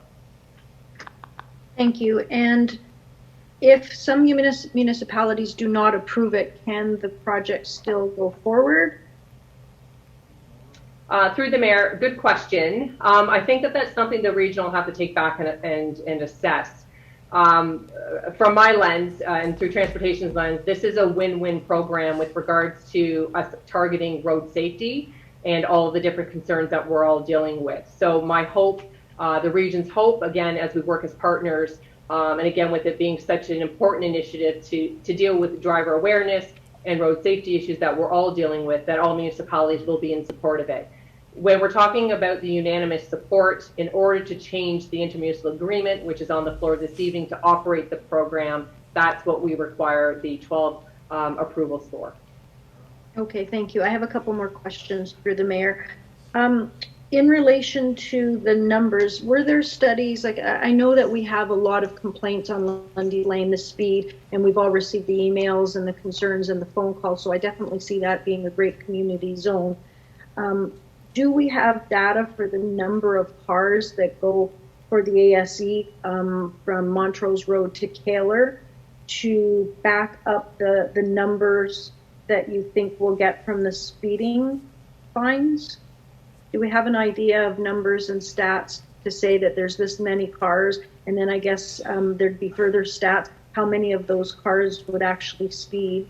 And then my last question on that would be, is there a different increments for different speeds? Like if it's 50 and you're speeding 6, is it X number of dollars? Or if you're speeding 70, is it X number of dollars? Does it work that way? So through the mayor, so with regards to the statistical information that's available to the region, so as part of our annual programs, the region does go out and assess many areas that are brought to our attention. Plus, we also have our own areas that we target to do checks on speed. So that is data that we collect, and that's something that we just do on an annual basis. The one slide showed, for example, the indication there of a speed display trailer. Anytime we receive a request or an inquiry or a concern, Those are documented in a system here at the region, so we can track the complaints on that stretch of roadway. We pull that speed trailer out. We have 2 of those, and what we can do is we actually track the speeds, and we work very closely with the Niagara Regional Police on the time of day, whether speeding is occurring and at what time of day it is occurring. So they are aware, and they can assist us with selective enforcement in those areas. So it's a partnership, obviously, between ourselves and the regional police on that. So with regards to statistics, yes, we have stats that talk to, for example, as we were identifying the 13 first initial community zones, we have data that speaks to the how fast cars were traveling in those areas across extended periods of time. That was one of the criteria and factors we looked at as we brought those 13 forward, and that'll be something we'll be continuing to do. With regards to the thresholds, so the threshold, so depending on how quickly you are moving through an ASC zone and how high you are over that threshold, yes, the ticket will be rated accordingly. So it won't be one ticket fits all, very similar to red light camera. When you run a red light, it's one fee, no matter, there's no change. It's the same cost when you run a red light camera. However, in dealing with automated speed enforcement, it has to do with how fast you're traveling in a community safety zone, and that's above the threshold that would be in that area. And that threshold has been set through the steering committee. It's not something that transportation sets. It's something that we will be working to in concert with the steering committee that included all those other municipalities that you saw throughout the presentation on that one slide. Okay, thank you so much for all of your answers, and thank you for the presentation. Thank you. I've got Councillor Thompson. Yeah, thank you for the presentation. I think the total suggestions that you're making are absolutely necessary. You drive on the major roads in the region and in Niagara Falls, and if you're in the right lane, the people going twice as fast as you are, and I'm not worried about the financial as much as I am the safety. We have a real problem all over Ontario with speeding cars, and the only way you're going to solve it is with this program. And I would really thank you for what you're doing, and I totally support what you're doing. Thank you. Okay, thank you for that. Yeah, Councillor Strange. Yeah, thank you, Mr. Mayor. Thank you for the presentation. As far as the cameras are concerned, are they just like taking pictures, or did they take video as well? Because obviously with safety, and if there's ever a car accident, hit and run, whatever it may be, is there a way to be able to look back at any kind of the camera? Is there video surveillance at all, or is it just still pictures that they take to give fines and to give tickets? Through the mayor, so very good question. So the technology right now deals with taking a picture of a license plate. Okay. So that license plate then is sent to a processing center that is up in Toronto, that's run by the City of Toronto. So again, it's independent of anyone running it down here in the region. That license plate and the image is assessed, and from there the ticket is issued based on the information and the viewing of that photo. And then that ticket will then be issued to the owner of the vehicle. So just to put some additional context, if a friend or a child or someone is speeding and they're caught in a zone where a piece of ASC technology will be, it is the owner of the vehicle that will be issued the fine. So with regards to it taking video, the video capability I'm not aware of at this time. I can definitely bring that back maybe as the next stage for conversation with the steering committee. However, the main thing is it's targeting speeding in those areas, especially where there's vulnerable children, the school areas, walking, and adults. It'll be targeting that to start, and we'll see how this may advance. Okay, thank you very much. And yeah, it is a good start. I would like to see that in the future, possibly, you know, some video surveillance in some different areas where, you know, you might see a hit and run or something that you may have to go back and say, oh, well this happened at that point. You know, there's no proof otherwise, right? So, you know, I think we're going forward, and it's through the right steps, and hopefully we can add the video part of it later on. Great, thank you for that. And I've got Councillor Campbell. Thank you, Your Worship. Great presentation. Support you 100%. My question, and I may have very well missed it, will these devices only be used on regional controlled roads, or will they be spread across the entire community? Through the mayor, so excellent question. So to start with just getting the program lifted off the ground, and I'm referring to this as really the initial first phase, we are looking to start with 4 pieces of ASC technology, and we're targeting the 13 community safety zones that were approved on the regional road network. Again, in working with partnership with all of the municipalities, the intent obviously is for us to assess how this is operating, the impacts it's having on resources, again, ports, the number of tickets we're issuing, and the intent is to work with the municipalities on increasing this, not just on the regional road network, but having it expand out onto municipal core and key areas of concern as well. So the intent is to work together and to expand it once we've had a chance to lift it off the ground and understand what we're dealing with. Excellent. Thank you very, very much. That's great. Thank you, councillors. So if we have no further comments, I'm looking for a motion to move the recommendation. Yeah, moved by Councillor Campbell, seconded by Councillor Thompson, that we approve the amending agreement to the Niagara Regional Courts intermunicipal agreement as attached. If there's no further discussion, we'll call that vote. All those in favor? Okay, and that's approved unanimously. That's great, ladies. Thank you very much, and good luck in Welland. All right, thank you. It's all well and good. All right, moving along here. Item 6.4, Cannabis Facilities Study, Next Steps Presentation. So, Mr. IT, do we have Susan McDonald and Paul Lowe's on the line? All righty.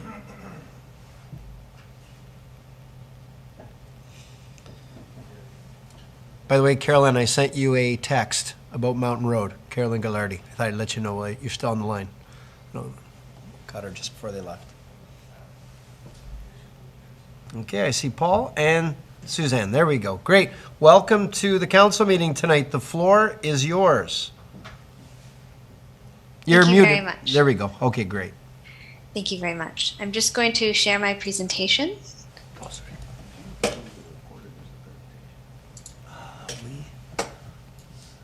The agreement. That says approve the amending agreement. Okay. Yeah, I did it so quick. If it's okay, I'd like to confirm that everyone can see that. Yep. Wonderful. I'll get started. Thank you very much. So I'm Suzanne McDonald. I also have Paul Lowe's with me. We're from SGL Planning Design. And we've been undertaking a cannabis growing facility land use review for the city. So I'll be doing a short presentation this evening on that. So to start, the purpose of our study is to examine the opportunities for the city to regulate activities permitted under the Cannabis Act, and specifically to assess and recommend changes to the official plan, as well as zoning bylaws in order to regulate cannabis production as a land use within the city. So in terms of our study process, we've completed phase 1, which included a review of current standards, legislation, and best practices. And we've also completed phase 2, which included formulating policy options for the city to consider, as well as our recommendations. And then phase 3 would be the next stage, which would include the formal implementation of any amendments to the official plan or zoning bylaws. And I'll be going through the draft amendments with you this evening. So just in terms of our previous meetings, we did have an open house on the phase 2 options, which was a virtual open house. And then we've also had made a number of presentations to council. So in December 2020, we presented our phase 2 options. And then in May 2021, we came back with our phase 2 recommendations based on consideration of those options. In November 2021, we came back again with some additional information. One of the things we were asked to look at was considering an official plan amendment for the use within agricultural areas. So that was one of the things we came back and presented on. And then today, the focus of my presentation is to go through the draft official plan and zoning bylaw amendments, as well as the site plan control amendments. So at a high level, what the amendments would do is in the agricultural areas, they would require an official plan amendment and zoning bylaw amendment for permission for cannabis uses within the agricultural areas. And of course, site plan control would still be required should those processes be undertaken. And then in the industrial areas, the amendments seek to regulate both licensed facilities and designated medical growth and permit these as of right in industrial areas, but no outdoor growth would be permitted. And these uses would also be subject to site plan control.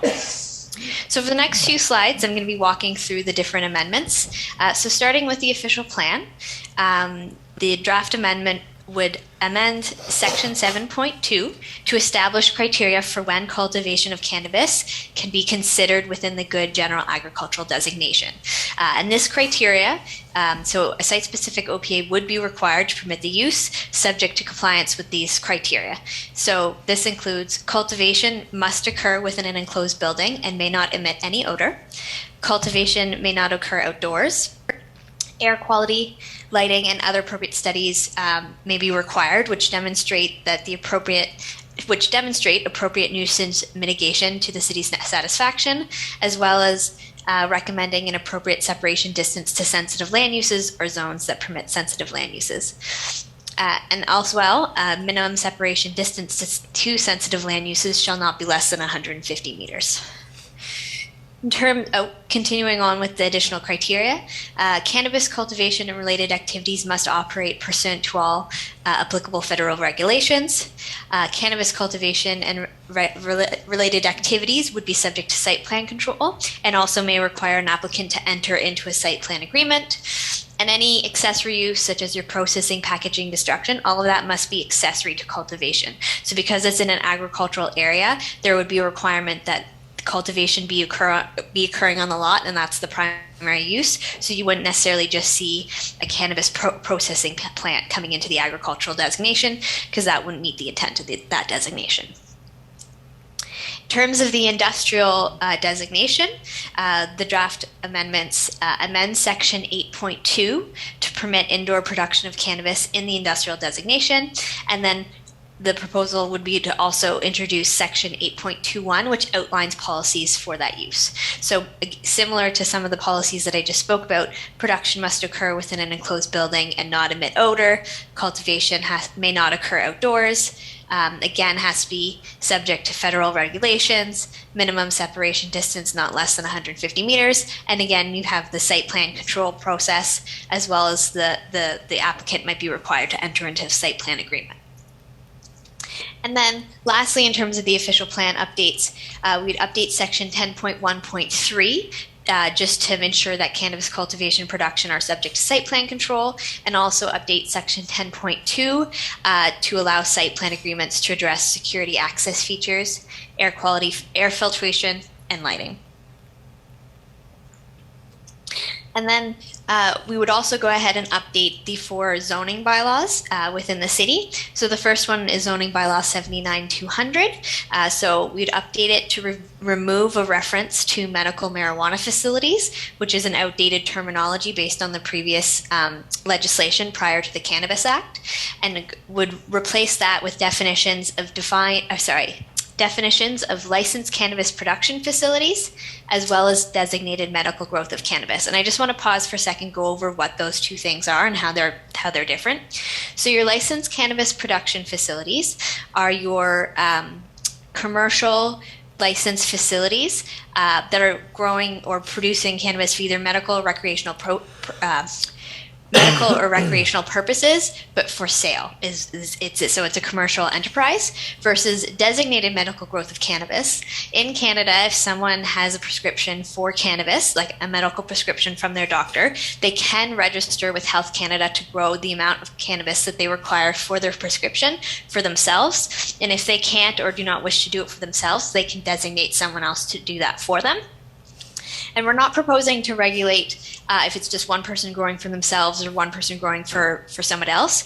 But where you have a pairing of up to 4 different prescriptions being grown together, there is a concern with the nuisance that can potential with that activity. So what we're proposing through these amendments would be to regulate where you have 2 to 4 designated medical growth cannabis prescriptions being grown together. The maximum is 4. That's why it's capped at 4. And so that's the distinction between the 2 different uses that I talk about throughout this presentation and the wording that we have in the zoning bylaw. And then also we'll update the current definitions of sensitive land use in the bylaw just to replace medical marijuana facility with these 2 new terms. And then along with that, we'll be introducing general provisions that would apply to licensed cannabis production facilities and designated medical growth of cannabis. So provisions that the use be wholly enclosed in a building, that there be a required minimum separation distance of 150 meters, except if the dwelling is on the same lot, no outdoor storage, the use can't happen in a dwelling, and then no odor to be emitted outside of the building. And then we'd also go ahead and update the zoning bylaw as per the amendments to list licensed cannabis production facilities and designated medical growth of cannabis in the general industrial zone and heavy industrial zone, and specifically specify that these uses are not permitted as of right in the prestige industrial, light industrial, agricultural zone, and development holding zone. Because as I mentioned, in agricultural areas, the amendments would stipulate that you have to go through an OPA and ZBA. And then we also have zoning bylaw 395. So again, very similar amendments here. Update section 3A to introduce the same general provisions that I spoke about on the previous couple of slides, as well as introduce the definitions of licensed cannabis production facility, designated medical growth, and sensitive land use, and there'd be the same definitions across all the bylaws. And then we'd amend the rural zone to specify that those uses, being the licensed cannabis production facilities and designated medical cannabis, are not permitted, but amend the industrial zone to list them as permitted uses there. Very similar changes to zoning bylaw 1538, defining the same terms, implementing the same general provisions in section 5, and specifying not permitted in the rural agricultural zone, but specifying permission in the yard storage and heavy manufacturing district. And then lastly, we have zoning bylaw 7069, which doesn't have any employment or industrial areas. So it's just a matter of specifying in section 6 that licensed cannabis production facilities and designated medical growth of cannabis aren't permitted. And we'd go ahead and define those terms within that bylaw just to provide that, that clarity of what those terms mean. And then the last amendment is to the site plan control bylaw to make sure that these types of uses are captured by that process.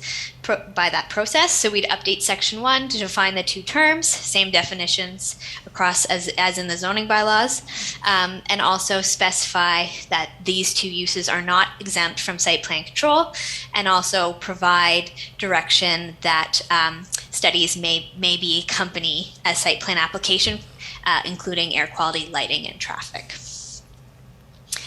So just a little bit of a recap at a high level. The amendments that are before you currently would require an OPA and ZBA to permit cannabis production and cultivation in the agricultural areas, but that would permit them as of right in the industrial areas in the OPA and through the select industrial zones that I mentioned in this presentation. And then, of course, to implement the site plan control process for these uses, there's updates proposed to the official plan as well as the site plan control bylaw to ensure that site plan applies to these uses. And then, of course, as I mentioned earlier and throughout this presentation, all of this applies to indoor growth because outdoor cultivation of cannabis is not recommended to be permitted in the amendments as currently proposed. That's it for my presentation. Thank you very much, and I'm happy to answer any questions. Paul and I can answer questions as needed. Thank you. Okay, that's great. Thank you very much. Do we have any questions of council for our presenters? Okay, so I don't see, Councillor Lococo. Thank you, Mr. Mayor. Before I get into my questions, I wanted to ensure that I'm understanding the process correctly. So we're at this meeting now to approve these amendments to the official plan and the zoning bylaws. If we approve it tonight, it's going to come to a public meeting at a later date that will list all of the draft amendments that we have approved to go to the public meeting. But at that public meeting, we could make changes. We could listen to the public and make changes to those amendments at that time. Is that correct? Suzanne? Oh, yes, that's my understanding of the process. Sorry, through you, Mr. Mayor, to the councillor. My understanding is that what your council is doing tonight is directing staff to bring the official plan and zoning to a public meeting. So you're not approving it tonight. Back in November, this council asked to see the OPA and ZBA before it went to the public meeting. So it's just for your information tonight to see it before we take it out to the public. So there's no approval of these documents tonight. Great. Thank you. Does that answer your question, Councillor?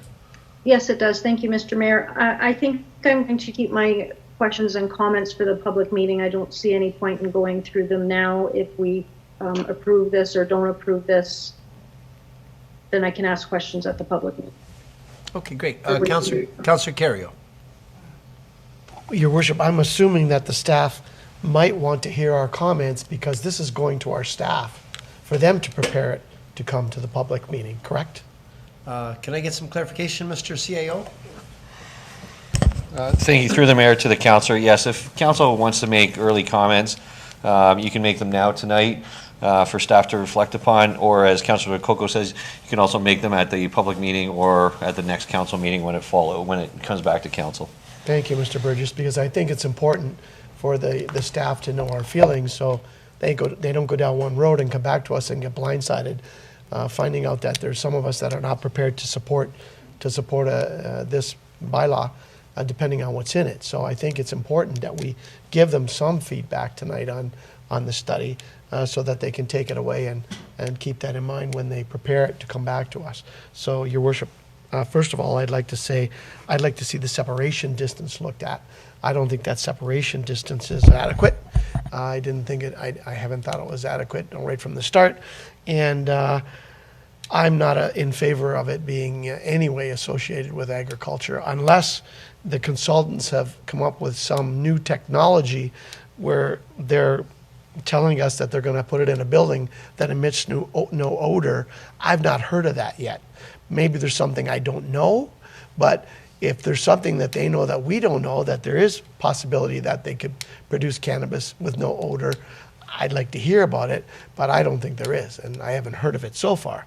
But I'm not going to support it if it includes agricultural. And the other thing I'd like to know is are all the people that have come to us for all of the past meetings going to be notified? Their names were all taken at all those other meetings.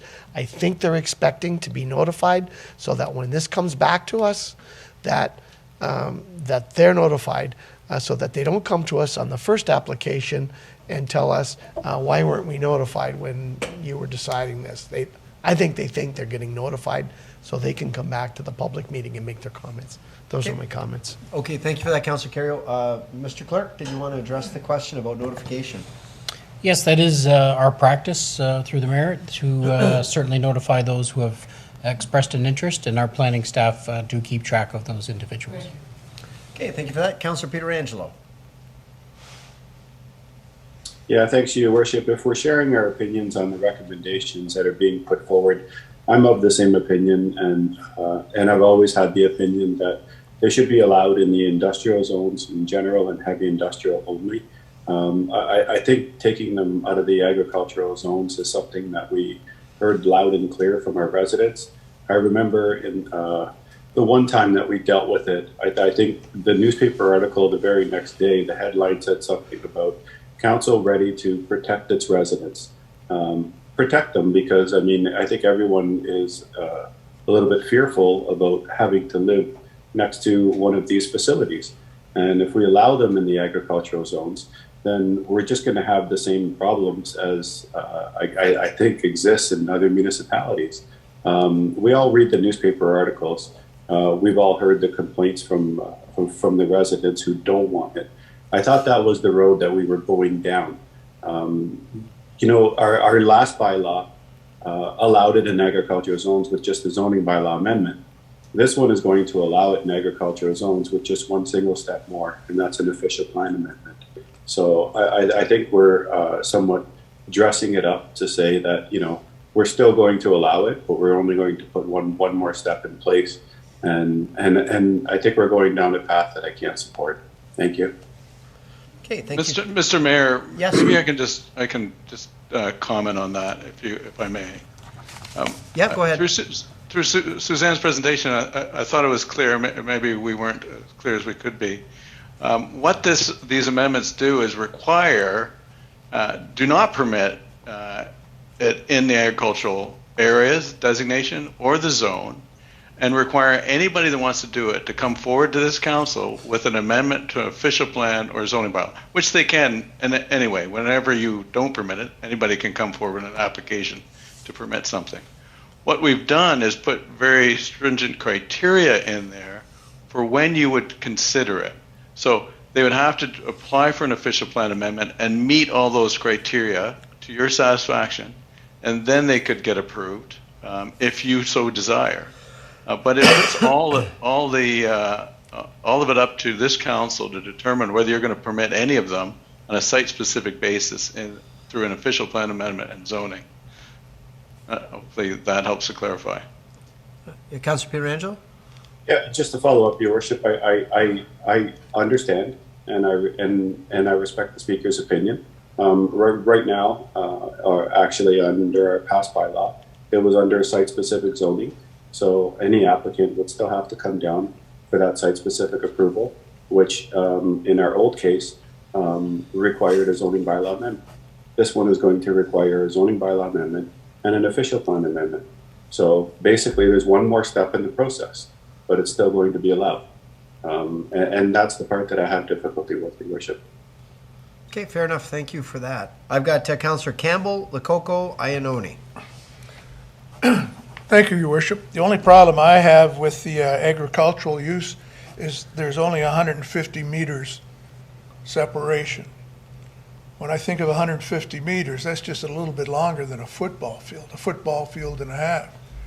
And if there is, and I agree with Councillor Cario, any smell, the people in the neighborhood are going to smell it, especially the ones that are downstream, downwind. I'd like to see that 150 yards put up to 500, or not yards, 150 meters put up to 500 meters. Okay, that's good input. Thank you for that. Okay, I've got Councillor Lococo, then Ioannoni. Thank you, Mr. Mayor. I had a couple of questions. We talked about the not emit odor. I'm going to go back to question of how do we enforce it? I know it's spoken in there that the municipal enforcement can offer a cease and desist letter, and then it would go to court as long as you have enough evidence. So when there's a cease and desist letter, is there a fine? If they pay the fine, are we finished? If they don't pay the fine, then does it go to court? And how long are we looking for that to happen? Could the people still continue to run their business if it's in that stage? I sort of feel like we're back in the Airbnb part of the whole court thing and enforcement. Do we have extra enforcement people to do this? So that's my first question about enforcement. So either Paul or Suzanne? Through you, Mr. Mayor, to the councillor, I think the specifics of enforcement by your staff is a question probably better directed to your staff. But I can add this, though, is what we've proposed doing is by amending your site plan control bylaw to require this to go through site plan control.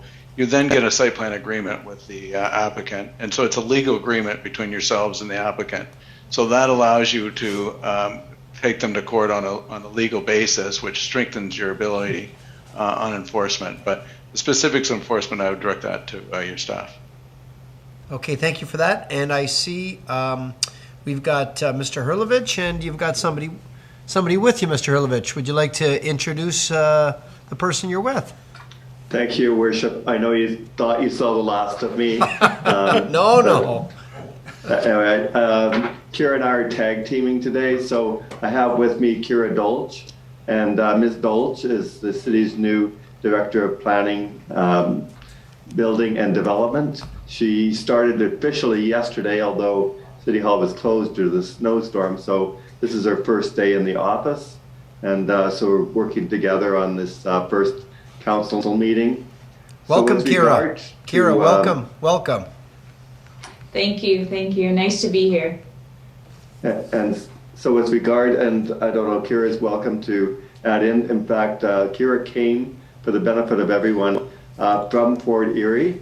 Fort Erie actually went through a very similar study. And in fact, they used SGL for their work as well. They're slightly more advanced than Niagara Falls. They actually have already adopted or they've already had their public meeting on the official plan and zoning amendments. They've taken a slightly different stance than the City of Niagara Falls, but she is familiar with the process and certainly familiar with the work of our consultants. So with respect to enforcement, we do have 6 enforcement staff, 5 permanent staff, and 1 contract staff. We do have a budget request in for making that contract staff a permanent staff member. Certainly, we do anticipate that we could require additional staff if this becomes a major enforcement issue. The intent, though, is by putting regulations in place, then we actually have better leverage when we do get to court. I think the question, the Alderman's or Councillor's question also asked about a fine.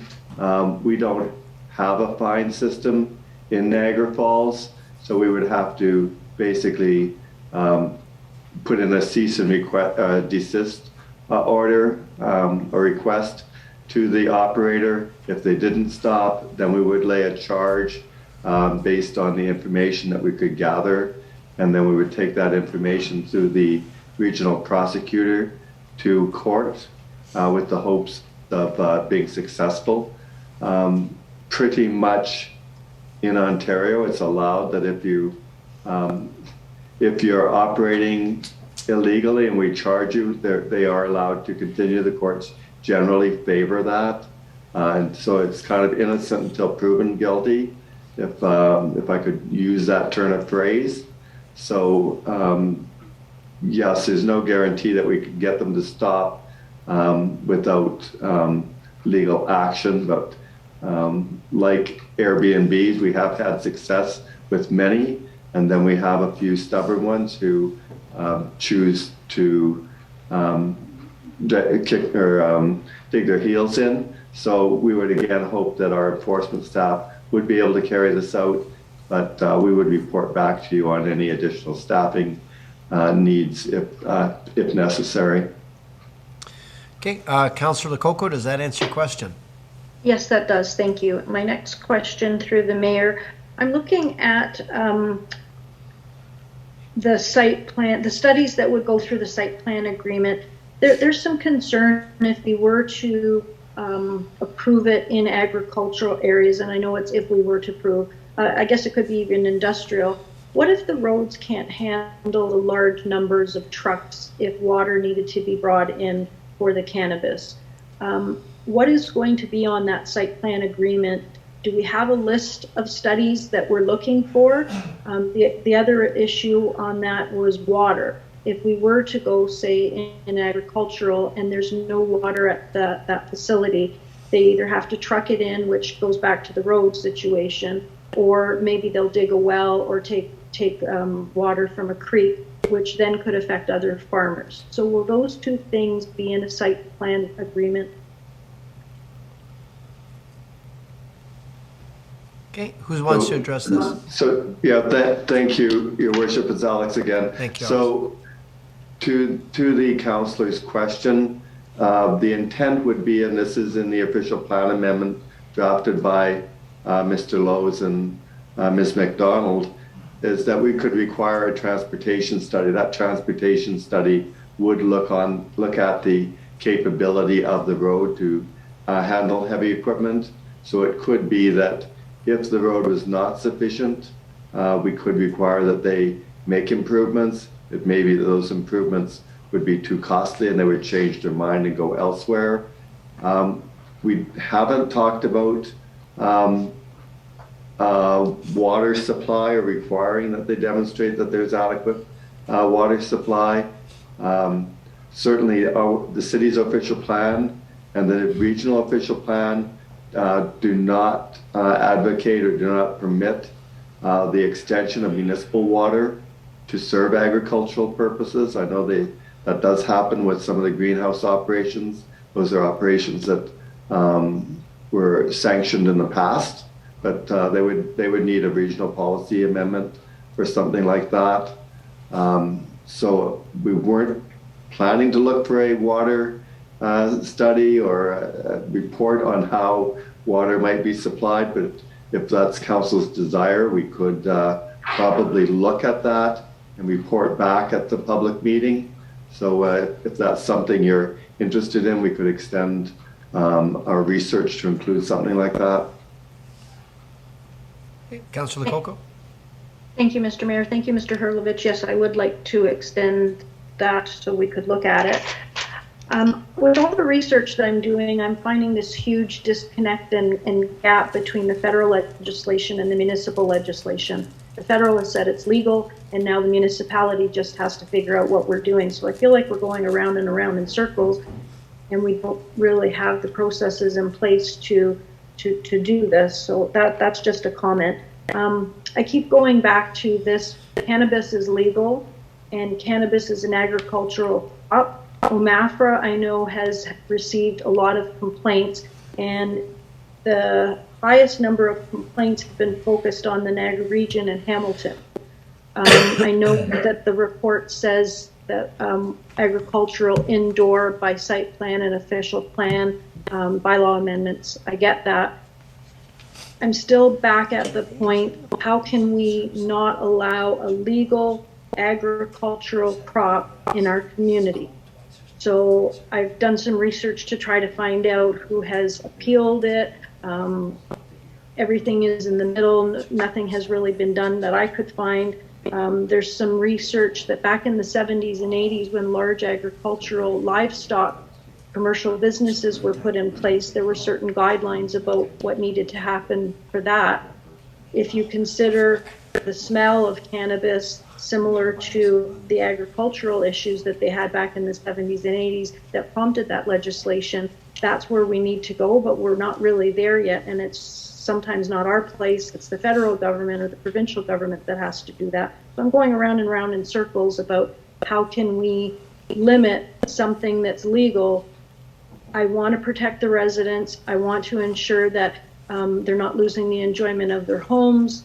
I want to address the lights, the smell, but I keep going back to that agricultural and it being legal. So those were a few of my comments, and so now it's more about the schedules that are on there. I just was wondering, in the Crowland bylaw, there's a 2G, and it's not in the Willoughby bylaw, to the G part of it. And in the Humberstone, there's no A to G at all. Now, I understand that they're different bylaws and some of the wording had to be changed and some of the numbering had to be changed, but those A, B, C, D, E, F, G are not in Humberstone and one's missing out of the other one. Is there a reason why the three different bylaws, Humberstone, Willoughby, and Crowland, are treated differently? So I don't know whether I see Suzanne's. Anyway. So sorry, I can try to answer without looking back and comparing the exact bylaws right in front of me. I think you might be referring to the general provisions that apply, and They should be fairly similar unless we had to change some wording to relate to each of the zoning bylaws, with the exception of the one that doesn't have, that we didn't introduce provisions because there's no industrial zones for which we were permitting the use within. But I can take a look back and just confirm that there wasn't an error where there was slight difference in the actual provisions. So I can take a look at that. For the mayor, thank you. I would appreciate that. I can send you the list if you'd like. I had it, which the pages and which ones were different. So I was just wondering if there was a specific reason or if it was oversight. The other thing I wanted to comment on was the separation distance. I do agree that 150 meters is not enough. I think we should increase that. And my last comment is I was doing some research and it was talking about in 2020 there was 110 outdoor licenses issued for Canada. The year before it was 42. So there's been a huge increase in outdoor licenses. And I know we always talk about with our planning, well, if we make a decision and the developer doesn't agree with it, they can go to the Ontario Land Tribunal. Isn't this the same as if someone, a developer, a cannabis grower, doesn't like our decision, will they take it to the OLT? And if we're afraid of that for planning, should we not be afraid of this for the whole legal aspect, agricultural crop? I'm just trying to go through to do the right thing, be transparent, and do our due diligence. Mr. Mayor, Yeah, go ahead, Mr. Alex Ilovich. again. Yeah, go right ahead. Yeah. So it's much as the consultants have previously advised this council, these are zoning bylaw amendments, and so yes, they could be challenged and they could go to the Ontario Land Tribunal. To date, the research that has been done hasn't. Many municipalities have limited or prohibited cannabis cultivation in the municipalities, and those bylaws have not been challenged. So that may be why the councillor has not found anything to date. But yes, these bylaw amendments that we're proposing and official plan amendment could be taken to the Ontario Land Tribunal. And similarly, if these policies are not taken to the Ontario Land Tribunal and they are ultimately approved, anybody who applies site specifically, their amendment could also be appealed to the Ontario Land Tribunal. Let's say council denies the request, the developer could take it to the Ontario Land Tribunal, or let's say council approves the request, a citizen who's participated in the public meeting could also appeal to the Ontario Land Tribunal. So that's the planning system in Ontario. Everybody has the right to appeal, developers and the public. Okay, thank you very much. Those are all of my questions, and thank you for everyone who's got all of this information. I feel like we've been going in circles back and forth for quite a while, but I think it's well worth going through all of it. Thank you. Okay, thank you. We got Councillor Ioannoni, then Campbell. Thank you, and welcome, Ms. Dolch. And Alex, I was going to quote you, so I'm actually happy to see you sitting there. We're often told that we have to follow our bylaws in our official plan amendment, but the reason people can come to council for an amendment is because we can't restrict it. So I agree that the separation distance, 150 meters, isn't big enough, but is 500 meters, and I don't have a problem with that either, does that make it prohibitive? So I agree with a lot of things other councillors have said, but at the end of the day, I'm Googling while everybody's talking. The province deems it an agricultural crop. The feds deem it an agricultural crop. We have an ability to regulate. Can we over-regulate so it's deemed that we are being prohibitive? And are we at the fine line where what's being presented to us allows us to pass something that isn't too prohibitive, but keeps the residents safe also? And I say safe because in regards to, I always do septet in my mind, in regards to security that has to be implemented, lighting that has to be implemented, everything that goes with owning a grow-op. But the smell is the worst. And anybody who says there isn't a smell does not drive from the QEW to Toronto, where you get to that Pelham region and you know exactly what zone you're in as you're driving through it. So the smell's there, but also the feds in the province have kind of declaring it a legal agricultural crop has kind of put municipalities, I think, in a tough spot. So where can we find that happy medium? Who'd like to tackle this one? Only one at a time now.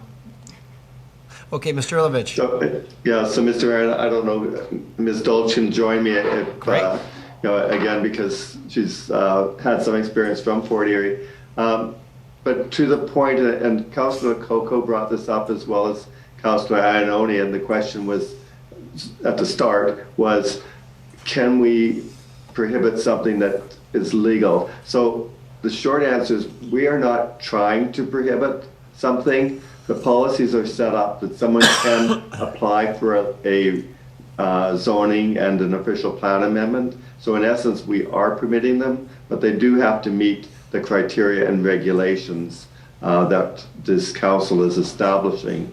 With respect to the distance separation, I don't have the maps in front of me, but I know that the consultants previously provided mapping to the council.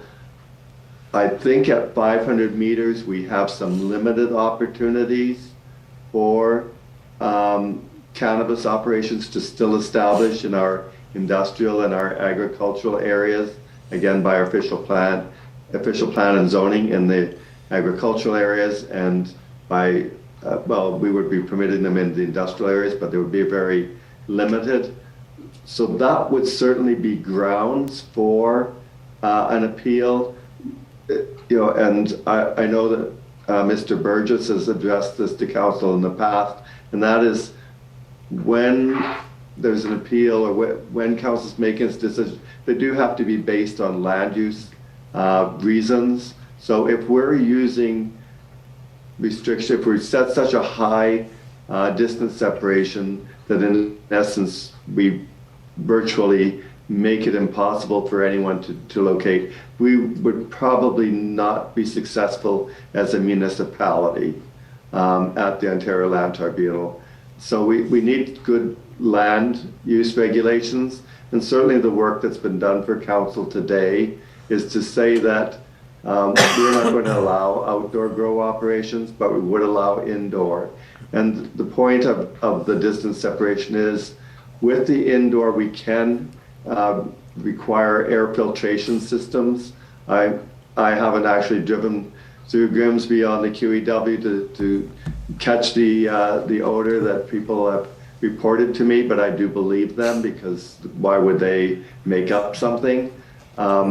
So I've not personally met it, but encountered it. But the idea is that facility may be requirements for that they be indoors with filtration devices. So they may be grandfathered in. I'm sorry, I don't know the exact circumstances, but the requirements that we would be establishing would be that they provide studies and demonstrate the air quality would not be impacted by that.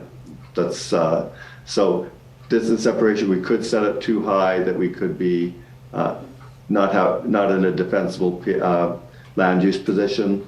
And because we're recommending indoors, we do think that filtration and filters and the scrubbers could actually prohibit the smells from escaping. And if I can just add in, just briefly, the region, you will see regional comments eventually on any proposal that we're bringing forward. And the region's position is that it is an agricultural crop, and you will see those discussions come forward. The other thing I did want to mention is in Fort Erie, we had a couple grow operations. Two of them in particular are what we call a building within a building with air filtration. They haven't had any smells to date. We don't have any complaints about smells. We do seem to think that they work, but again, I can't speak to all buildings with air filtration. It's just about the building within a building. The other thing I wanted to mention was the 500 meters does, and I don't know where people have picked this up from, but in terms of the D6 guidelines, which is the sensitive land use guidelines for Ontario, there was a draft put out not long ago, and they did recommend that in that instance, 500 meters from cannabis facilities. I can't speak, and I don't know if Paul can, Mr. Lowe's, about the science behind that, or if there was any science behind that. I do know they recommend it. They've pulled it off the table now because of the questions they got from a number of residents and municipalities about why 500. But there seems to be some basis for that 500 meters, and that's something that you're going to want to, we're going to want to look at as we go forward to make sure there is a basis behind what separation distance you're looking at, especially if it is that 500 meters.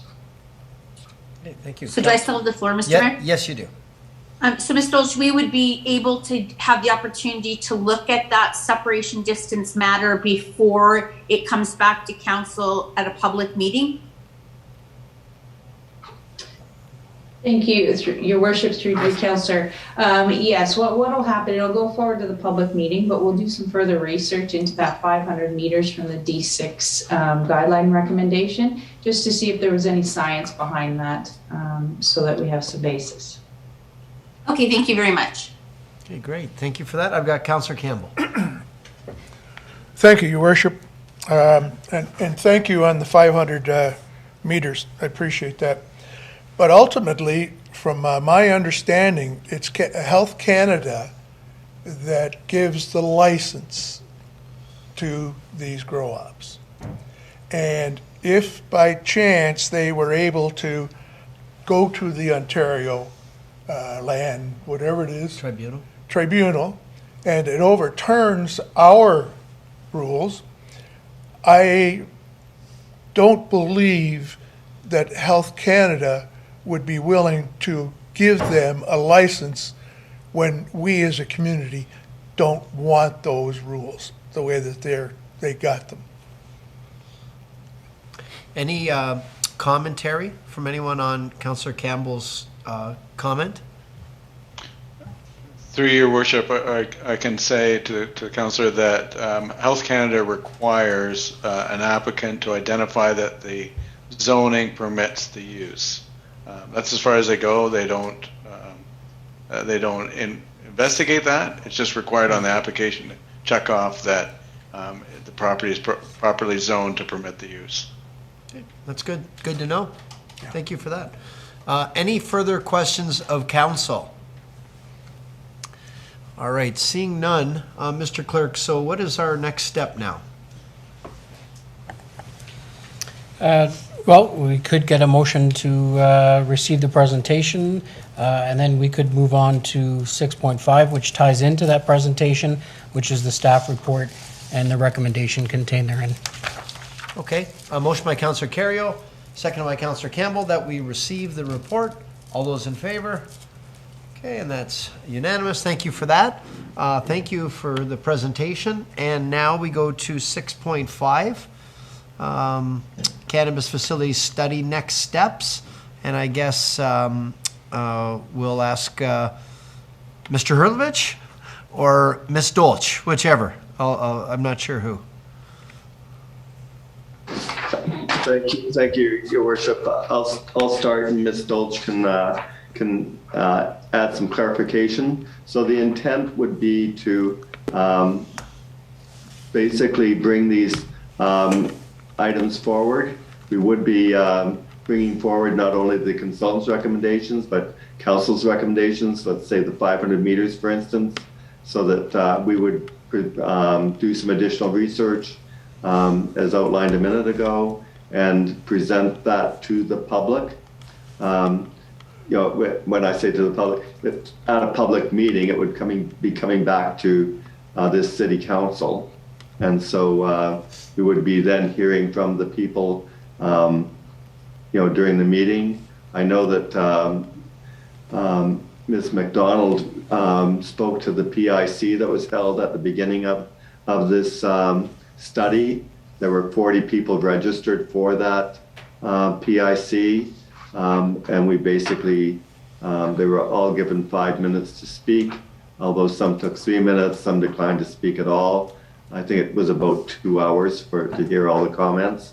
And we would be notifying them again. So that would be council's opportunity to hear all of that. And then the council could then make the final recommendation as to how they think the amendments should be written up. And we would bring those amendments back to council at a later date for the actual adoption and passing. So the public meeting, if it was to occur, and we have to comply with the Planning Act, so we typically give 30 days notice that we intend to have the public meeting.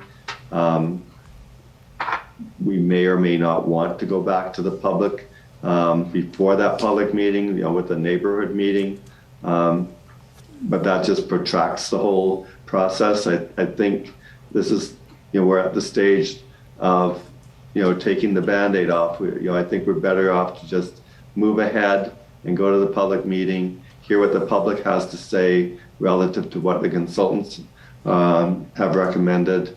By that time as well, we will have the region's comments, which we haven't circulated to them because in essence, this isn't a formal circulation yet.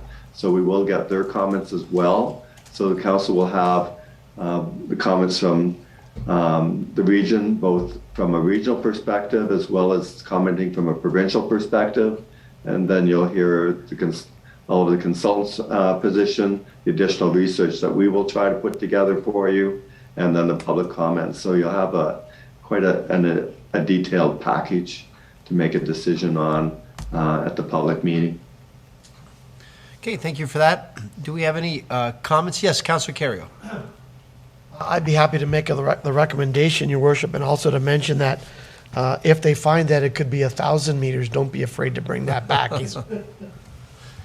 Okay, so Councillor... I would second that. Okay, Councillor Cario making the motion, second by Councillor Campbell, that council directs staff to bring the draft official plan and zoning bylaw amendment to regulate cannabis cultivation and processing to a public meeting under the Planning Act, and that they be not shy to go beyond 1,000 meters if need be. So, yeah, that's right, that's right. So we got the motion seconded. I've got Councillor Peter Angelo. Yeah, thanks, Your Worship. I just wanted to ask, what exactly are we going to the public with? Because right now the report says 150 meters. I think one councillor said 300, a few more said 500. Councillor Cario just said 1,000. So what exactly are we going to the public with? Because we're going to have to put a document out there to them. We're going to have to tell them, listen, this is what we're looking at passing right now. So what is that going to say when it goes out to them? So, Councillor Cario, did you want to specify not less than 500? Well, Your Worship, the planning staff had suggested that they were going to look into it and see what would be plausible or what would be acceptable. And I think they get the gist of what the council would like, yeah. That we would like, obviously, as much separation as we could put forward. So I think they get it. And I thought that they said they were going to go and check into that and come back to us with a recommendation. And then it's still up to us on the night of the meeting to decide. Okay, so Mr. Hurlovich and Ms. Dolch, did you want to just comment on that aspect? I can comment just briefly, and then if Mr. Hurlovich wants to jump in as well. So in terms of the 500 meters, I know it was suggested around the horseshoe in terms of 500 meter separation. The only thing I'm cautioning on is that you want to make sure there's some science behind that or planning rationale behind that if you are going to choose that option in the future. What's going to go forward to the public is what you see before you in PBBD 2022-06, which is the report on the floor. So that's what would go to the public. We will have some information and some guidance at the public meeting on that 500 meter separation, where it came from in the D6 guideline draft, to provide to council should you choose to go down that path. But right now, the 150 meters is what's being recommended by the consultants. So if I heard correctly, Ms. Dolch, then you're saying that 500 information will be available with the supplementary arguments on the science behind that number? Is that what you're suggesting? Yes, Your Worship, that's exactly what I'm suggesting, to make sure that there is some science behind that number, so that you have some assurances, if it is appealed to the Ontario Land Tribunal, that there is some science behind that number. Okay, thank you for that. Councillor Peter Angelo, you still have the floor, and then I've got Campbell next. Thanks, Your Worship. I was just going to follow up and say that if it's the 150 that we're going out to the public with, then I can't support that, so I'll vote against the motion. Thank you. Okay, thank you. Councillor Campbell. Thank you, Your Worship. I just wanted to make sure, based on this immediate conversation, that after the public meeting, everything's going to come back to council, and council will make the final decision. Is that what I'm hearing? There'll be no recommendations from planning, nothing at all. These are the facts that are here for council to make that decision. That's as I understand it, that's the way it is. Mr. Hurlovich, is that correct? Ms. Dolch, is that correct? So Mr. Mayor, so to clarify for the councillor, all of planning's reports that come back at a public meeting always have a recommendation. So council,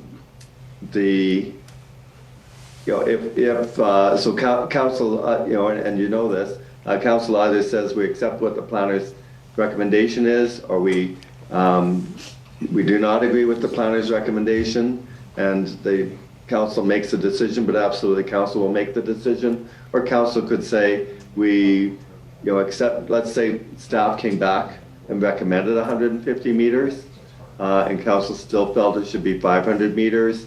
I'd like to think there's some science, as Ms. Dolch has outlined, but if council says 500 meters, we will write that for you and submit that, but it could go to the tribunal. But planning reports always have a recommendation. Your Worship, I'm sorry. From my perspective, that's where the problem is. When something comes before us, it comes with a recommendation, and if we don't like it, it's going to go to tribunal. And used against us. What I want to do is see that information with no recommendation from staff. Let us make the decision then, and that's like putting the horse before the cart.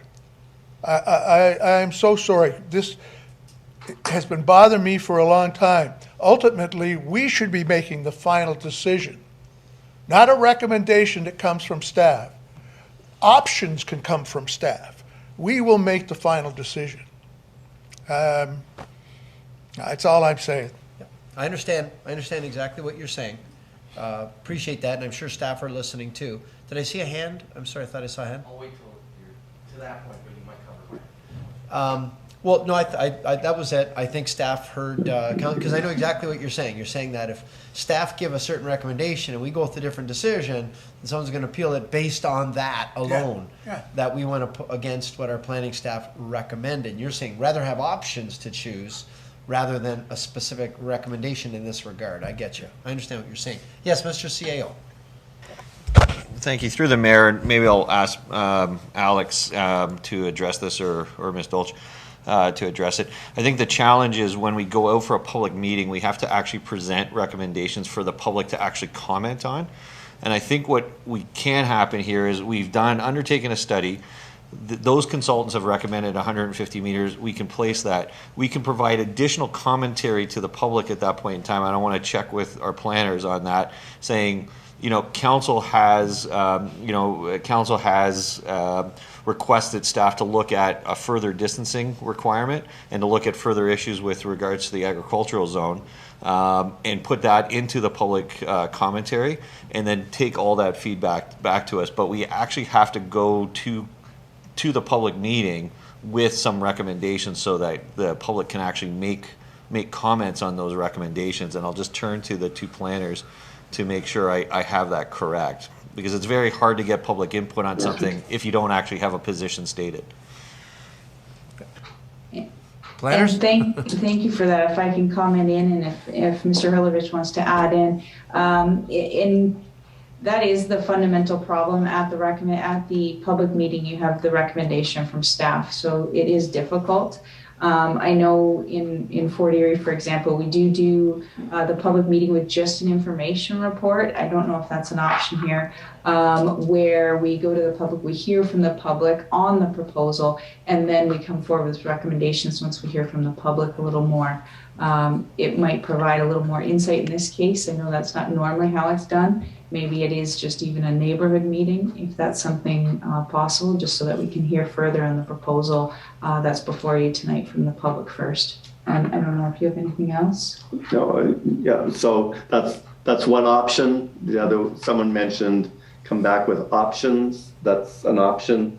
So there are a number of alternatives that could be tried.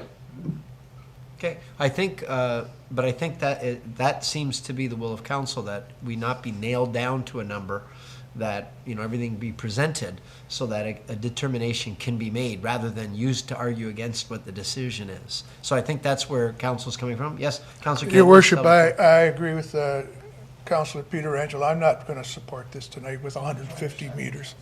It's ridiculous. We moved this meeting, we should withdraw our motion in our second. Yes. Okay, so so you withdrew your second? Well, I'm gonna withdraw the motion if it's gonna come back. Withdraw my moving of it as well if it's going to come back as a recommended a thing that I'm nervous about that too.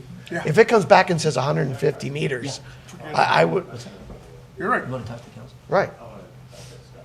Yeah, okay, you know what we're gonna do? We're just gonna take a few-minute break. Our CAO's just gonna have a chat with our planning staff, and we're gonna break for station identification and a commercial and a popcorn break. So we're just gonna take Mr. 5. Mayor? We're gonna take Mr. 5. Mayor? Yes. Yes, I Councillor. just want to make a comment before we take this break, because I think it's important. Well, you know I what, don't Councillor? mind- The CAO's left the room already. Okay. And so maybe better off hang tight so he can hear the whole Okay. discussion, if that's Thank you. okay? Okay, thank you. Maybe KJ can pause this.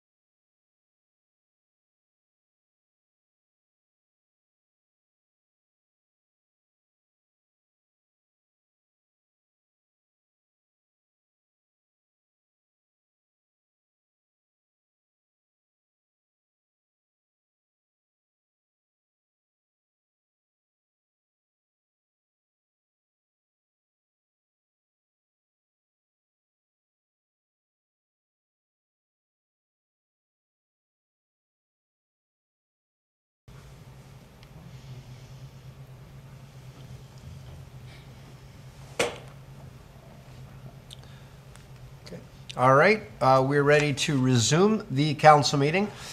We had to take a brief recess to discuss or to get some information regarding our cannabis facility study next steps. So I've got, we've had some discussion, we had a motion, we had the motion removed. Remind me, Mr. Clerk, who our last speaker was? Was it Councillor Lococo? No, I think you exhausted the speakers list, if I'm not mistaken. But I know that Councillor Campbell has requested to speak, and it looks like we could start up a new list before we hear from the CAO. Okay. So who all wants to speak? I've got Councillor Campbell, I've got Councillor Lococo. Okay, that's it for the moment. Okay, Councillor Campbell. Thank you, Your Worship. Ultimately, the report is going to come back to council. I can support the plan as it stands, except for the 150 meters. If the report comes back to council after it's been at a public meeting that says the options could be 150, 500, 1,000, and if the public says, oh, 150 is good, then I bite my tongue. If they say it's 1,000 or 500, then I want that recommendation to come back as 500. I don't want it to come back as 150 and then these are the options. Because the recommendation is coming from staff. And they're putting us in that awkward position. If we say no to the 150 meters, then it's wide open to fighting going to the province. And I don't want to see that happen. So if I could get some feedback on that from staff, one way or the other. Okay. So I know, Mr. CAO, did you want to address this? I know you caucused with the planning staff about the idea of having all options rather than a recommendation in options, all options presented to council. Thank you. Through the mayor to the councillor and council, I'll start and I'll have planning comment. I think the intent now is that though our consultant report outlined it, the consultant report will be presented at the public meeting. Staff will also work on some alternatives to present at the public meeting, and then when it comes back to council, there will be alternative recommendations provided to council or options provided to council with relative information to them. Was it supported at the public meeting? What's the planning justification for the different various options? And then council can make their decision based upon those alternatives with additional information of what was said at the public meeting and any additional planning research that can be obtained by our team between now and when it comes back to council. I'll stop there and see if I've messed anything up, and the planners can correct me on that. Clarification, thank you. So the report is not going to come back with the recommendation of 150 meters and then say, oh, these are the options that you could choose. Because if the report comes back at 150 meters and then we decide as a council to make it 500, that's the option, or that's the wrong thing to do, because that's just going to open the door for legislation in the province. Okay, so through to our planning staff, so for clarity, that's the request for us to be able to pass this, is that there not be one specific recommendation, but some options for us to choose. That's what's being asked here tonight in terms of the setback. So did you want to weigh in on that you guys hear it and see it the same way that we're trying to portray it? Thank you, Your Worship. That's correct. We're going to be presenting alternatives and analyzing those alternatives from a planning perspective and providing you some guidance on those alternatives in terms of whether or not if you do get challenged or there's some concerns of a challenge, is it supportable, those separation distances, and what they mean mapping-wise and restriction-wise. Okay. Councillor Campbell, so I think they're agreeing that they're not going to give us one, they're going to give us alternatives with all the supporting information. I would like to make a motion that we support the report with one change. That change being that it's 500 meters, not 150. That's what's going to go to the public. Okay, is that the motion? That's the motion. Okay. Okay, seconded by Councillor Dabrowski. So now we're talking about the motion. Do we have some discussion to this motion? So I do have Councillor Lococo, and then I've got Councillor Ioannoni. Councillor Lococo. Thank you, Mr. Mayor. I don't mind the recommendations from the staff or our consultants. We pay the consultants and we've hired our staff. They have the experience, the knowledge, the education that we don't. If, in my mind, if they don't give us a recommendation with a proper planning reason or all of the reasons why we should lean towards one or lean towards another, options are great and I'll look at options, but I really need to know what they think is the appropriate way to go. The only thing I don't like about that is then that can be used at the Ontario Land Tribunal against us. So I want to see planning reasons, but I still want to know what our staff and our consultants, their feeling on it. That's my feeling. And I think the 500 is too much. I do agree 150 needs to be more, but if we go 500, I'm afraid that that's going to be a reason for appeal. And now we're making a motion and we don't even have that information that Ms. Dolch was talking about to find out about the science behind why the 500 is. I don't see why we would do that without that information. That's okay. all I have. Thank you for that. Okay, thank you for that. I've got Councillor Ioannoni, then Dabrowski. How you have absolutely no planning rationale as to why you picked 500 meters as an arbitrary number. I think we're creating an indefensible stance doing it this way. We do this happens all the time with planning matters and we negotiate them on the fly. I didn't think we were making changes or decisions tonight. I thought we were doing that once we heard the public. And I can understand your concern about 150 meters being in a report if it wasn't us it's coming back to. It is us it's coming back to. So if you don't like the 150 now, you can change it once staff has given us rational reasons as to why we can pick 500 meters. I think there needs to be more meters too. But to say that we don't want to listen to the highly paid consultants we hired and our staff who are all telling us the same thing. And can we maybe get a legal opinion? Because I think we're digging ourselves a hole here that we're not going to be able to get out of. And I'm really uncomfortable how the whole process of us breaking and Mr. Burgess talking to planning staff and us having a different answers now, the optics look horrible. We're the elected officials. If we don't like the 150 when it comes back to the planning, to the public meeting, we make the decision to change it. I'm really working on not being shy and trying to speak my mind. So I'll make sure I can do it that night. But I do understand our job as elected officials is to make the difficult decisions. And we pay staff to give us the information to be able to do that. We don't have the information to justify 500 meters. This is like an emotional, arbitrary number because politically this is a difficult decision. And I'd rather make a difficult political decision informed than tonight to make ourselves look better in an election year. That's all I've got to say. So I'll vote against this motion. Councillor Dabrowski.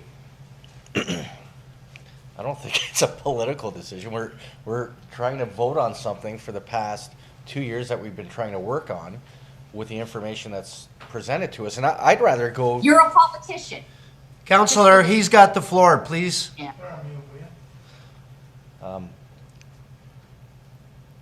Regardless, we have to make a decision. But if we're going to go to a public meeting, I'd rather us go with a number that's 500. At the end of the day, everybody that I've talked to over the past 2 years does not want an operation close to their residence. And we have to come down and make a decision based on what the public input that we're receiving. I can understand what Councillor Ioannoni is saying, but we don't have all of the answers in front of us.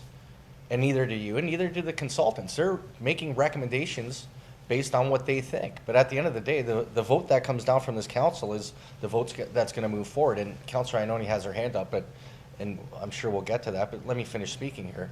Regardless, we're going around in circles for the past 2 years. We have to make a decision eventually.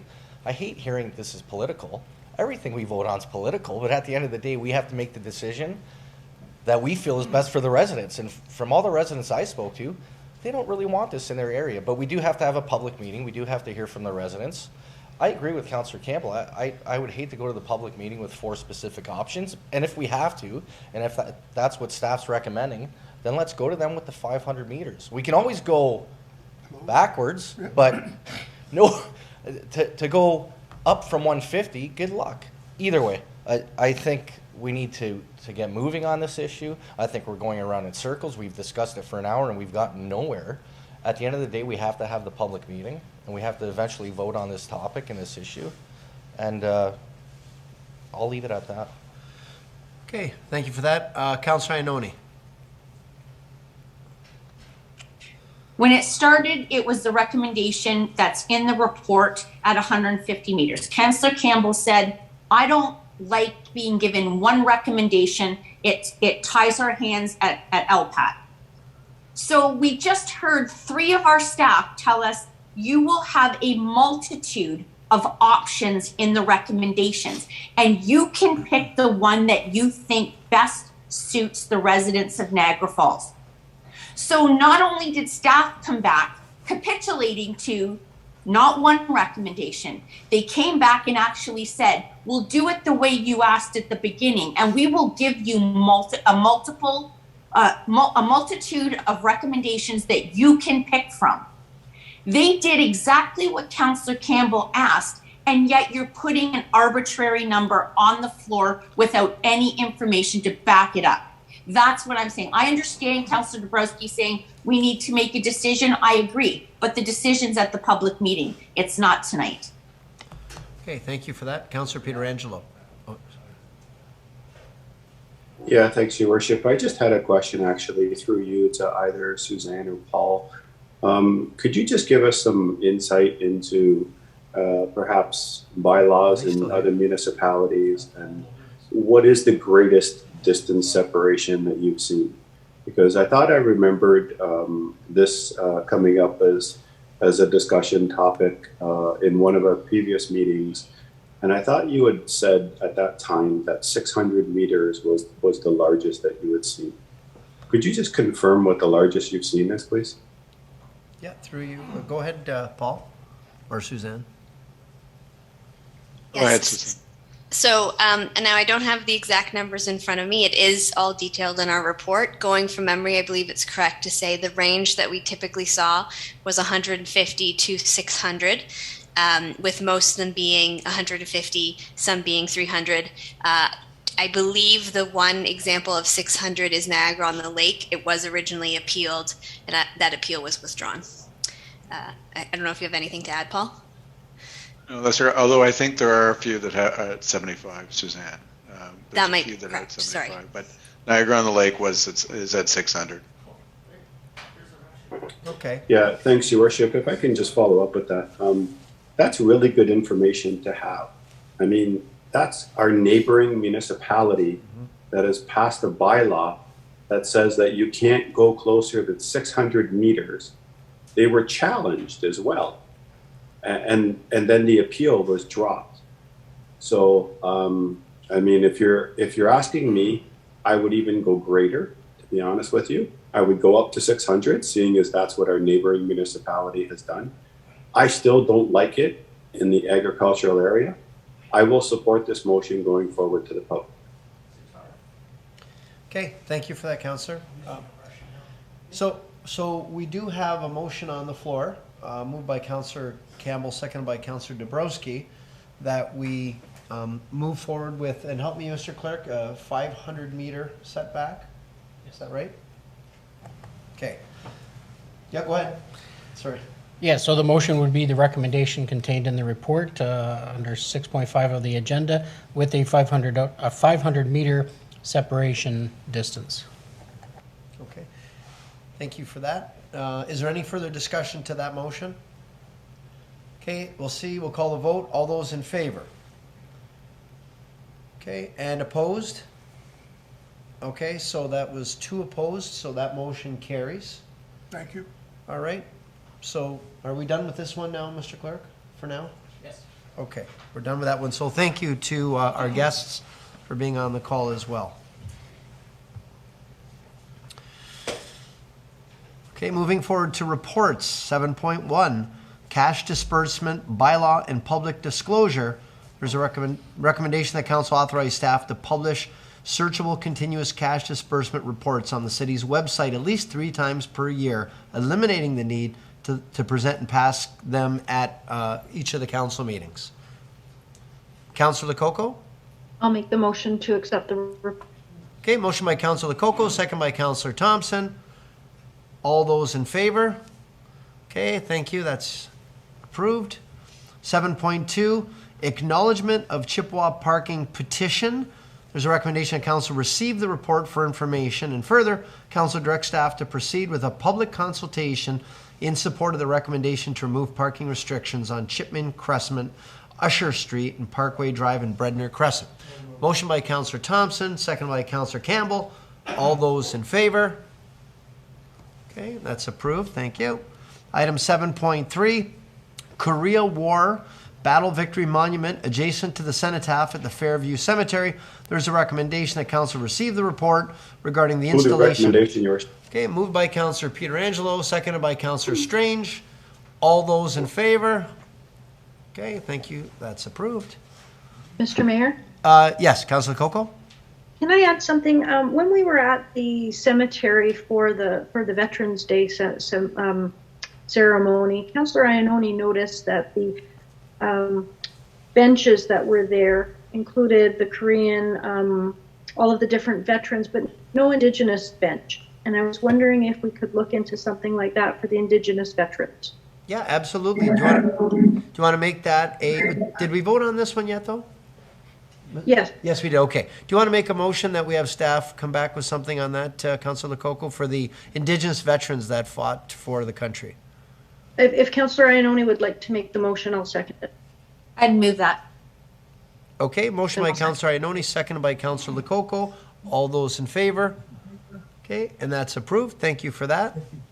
Item 7.4, official plan and zoning bylaw amendment for Robinson Street. Motion by Councillor Thompson, second by Councillor Strange. Do you have your hand up, Councillor Lococo? Yes, I have one Yes. question. I do support it, but I wanted to know, the notification has been removed. Who, the people on the west side that it's being moved closer to, are there any objections to that landowner?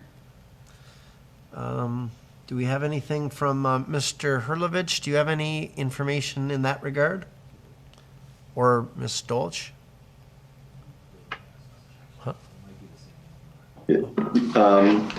So we have Andrew Bryce on the line. Okay. He's the manager of current development, and so he would know specifically whether or not there's anybody to the west of this. To the east, of course, is the Queen Victoria Park, but to the west, Andrew, can you address the councillor's question? She was basically wondering whether or not there were any objections from landowners to the west of this development.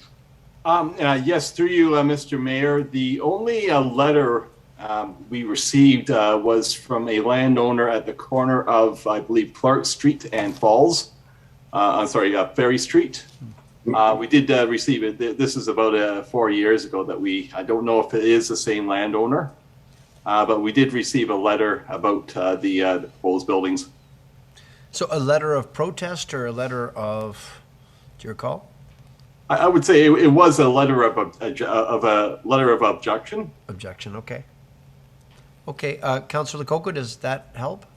Well, through the mayor to Mr. Bryce, was that the landowner directly to the west, or was that just a landowner within the vicinity? I would say more in the vicinity. They weren't directly to the west. If I can share the screen. I'm not sure if I'll be able to share this. I'll try it right now. Okay, so this is the location. The landowner was at the corner of Ferry and Street. It's not immediately to the west. That is the I believe the Marriott Hotel to the west. We did not receive correspondence from them. But they were notified, Mr. Bryce? They would be notified of the original public hearing back in 2017. But not the amendment to move the building to the west? No, they were not notified of this meeting. Through you, Mr. Mayor.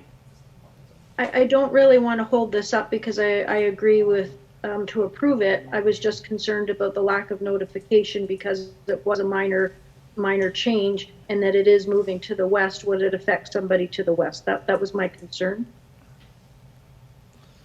So, Mr. Bryce, did you want to address it? I understand it's minor in nature. Did you want to just maybe explain for council's understanding what we're talking here?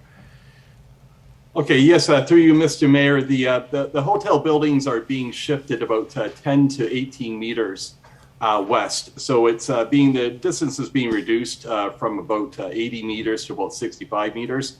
Staff were of the opinion that was not a significant change that would adversely impact on the abutting properties. The properties are still separated by a railway corridor, so the distance is still about 80 meters. We're just of the opinion that it's not a major change. And I'd just like to add that although there is no public meeting of this minor change, there will be a proper notice of the zoning bylaw to all landowners within 120 meters, as well as any persons that submitted correspondence or may have appeared at the public meeting. Okay, Councillor Lococo? Just one more question, Mr. Mayor. If the notice does go out and someone does have an objection specifically to moving the buildings 10 to 18 meters, what happens at that point if we have already approved it? Through you, Mr. Mayor, someone that did want to object to it, they do have the right to appeal it to the Ontario Land Tribunal. Okay, thank you. Okay, thank you for that. Is there any other questions? Okay, then we'll call the vote. All those in favor? Okay, and that's approved. Thank you for that. Item 7.5, Gateway Community Improvement Plan and Municipal Employment Incentive Program application for Blackburn Parkway. There are 3 recommendations regarding tax increment-based grant program and municipal employment incentive program. What is the will of council? Moved by Councillor Strange, seconded by Councillor Dabrowski. All those in favor? Okay, that's approved. Thank you. Consent agenda. What is the will of council? Move the consent agenda, Your Worship. Okay, Councillor Pietrangelo, seconded by Councillor Dabrowski. We want things lifted. Councillor Lococo, Councillor Ioannoni. Yes, thank you, Mr. Mayor. I would like to pull 8.2, the food truck report. 8.2. Okay, same for you, Councillor Ioannoni? Same one. Okay, anything else, anybody? Okay, well, why don't we deal with that one first, and then we'll do them all together. So we've got 8.2, food truck, ice cream truck. That is 8.2. Let me just bring it up here. And 8.2, here we go. Okay, so Councillor Lococo, did you want to speak to this? Thank you, Mr. Mayor. I'll defer to Councillor Ioannoni. She received a lot of comments on it, and then I'll speak after her. Okay, Councillor Ioannoni. Thank you to Councillor Lococo, and through you, Mr. Mayor. I've read the report. This isn't new. We've discussed ice cream trucks before. I posted on Facebook just a simple question on all my social media. Do you think the city of Niagara Falls should allow ice cream trucks in residential neighborhoods? Not in business neighborhoods, not in the tourist neighborhood, not in commercial neighborhoods, in residential neighborhoods.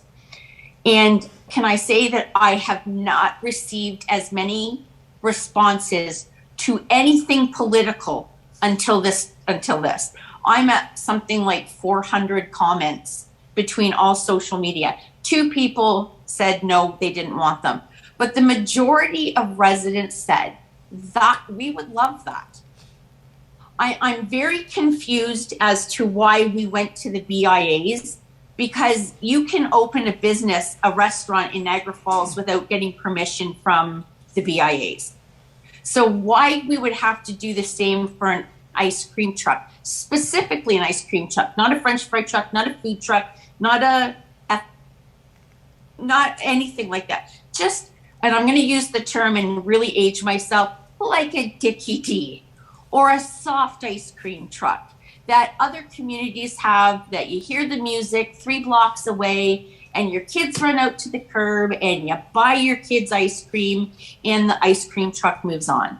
Yes, it's nostalgic, as the report points out, but I was shocked at even young people my kids' age said, and their parents, I shouldn't even say it, they're all grown adults with kids, but they're like, geez, that would be awesome. I'm really surprised that BIAs are allowed to comment on something that would just be in the community, that has been asked for by a community member. And while social media is no legitimate poll, would be something motherhood and apple pie that we could do for the residents on a specific, just an ice cream truck.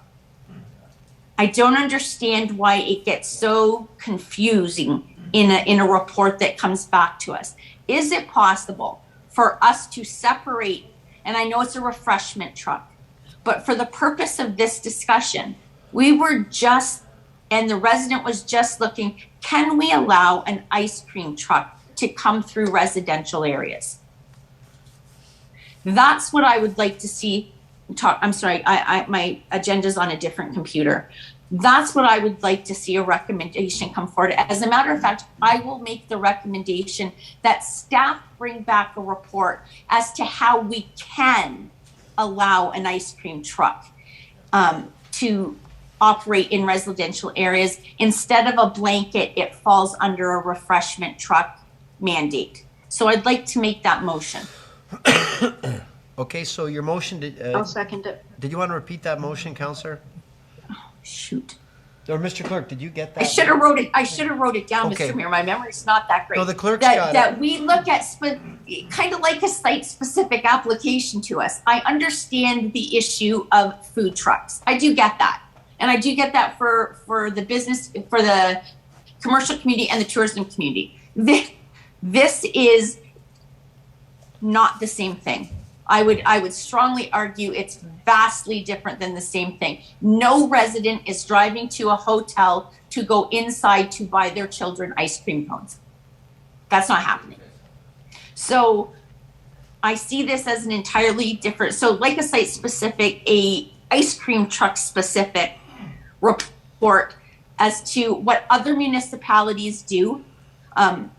Would we have to tender it? How we could go about approving an ice cream truck for residential areas for this upcoming summer. I would make that motion. Please say you have it. And I would second it. Okay, the clerk's got that. Councillor Lococo, you wanted to speak to it as well? And then I've got Councillor Thompson and Dabrowski and Cario. Thank you, Mr. Mayor. Yes, I'll second it, and I just had a couple of comments. I appreciate the report, and I appreciate that the BIAs outlined all of the issues that could be if it was a food truck within their specific area, and I do understand about the expenses and the insurance, and I get all of that, but I really do believe that this is something completely different. I think if we get a report back with all of the information that Councillor Ioannoni just talked about, licensing guidelines, are there specific times of the year that you could do it, specific times of the day? Maybe we would know what routes it was. I don't know, but I'm sure there could be a lot of information that could be brought forward. I would just like to see a more wholesome report with the specific ask from the resident. Thank you. Okay, thank you for that. I've got Councillor Thompson, Dabrowski, Cario. Yes, thank you. I can't believe the discussion we're having here. 2 years into a pandemic, and everybody's suffering, and they want to put ice cream in the BIAs. I don't know why the BIA would be criticized with this situation. I can't believe it. And we don't, this goes back to 1960. Jake's French fry truck on Queen Street. That's the only one that we have on city property, and that's the problem. They can go and park in front of Dairy Queen and sell ice cream. And I remember when I was here, we had a ice cream truck coming from another municipality and going through the residential area, and loud music interfering with the transportation, going slow, and then calling over in front of a house selling ice cream. I had so many complaints about that, and that's why we've never done that. And we're not talking about one ice cream.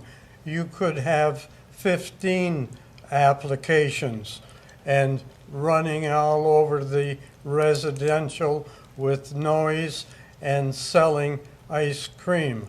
That's why this has been existing since 1960. And you got the BIAs. I'm sure that Vince Carrio's going to talk about the $1 million the people pay for their taxes and could have a truck selling on the street ice cream. I can't believe that we're even talking about this. And I think the BIA said their comments and their concerns, but this is also a concern with trucks. You could have ice cream, then hot dogs and hamburgers. You could have all kinds of them. And you can go anywhere in the city and on private property, make a lease with a truck, and has to be, I think, 200 feet away from another similar operation, and $185 for a license. But they could have there with a lease, and I think that's probably not going to happen, because everybody in the business areas sells ice cream. So I can't believe that we're even having this discussion.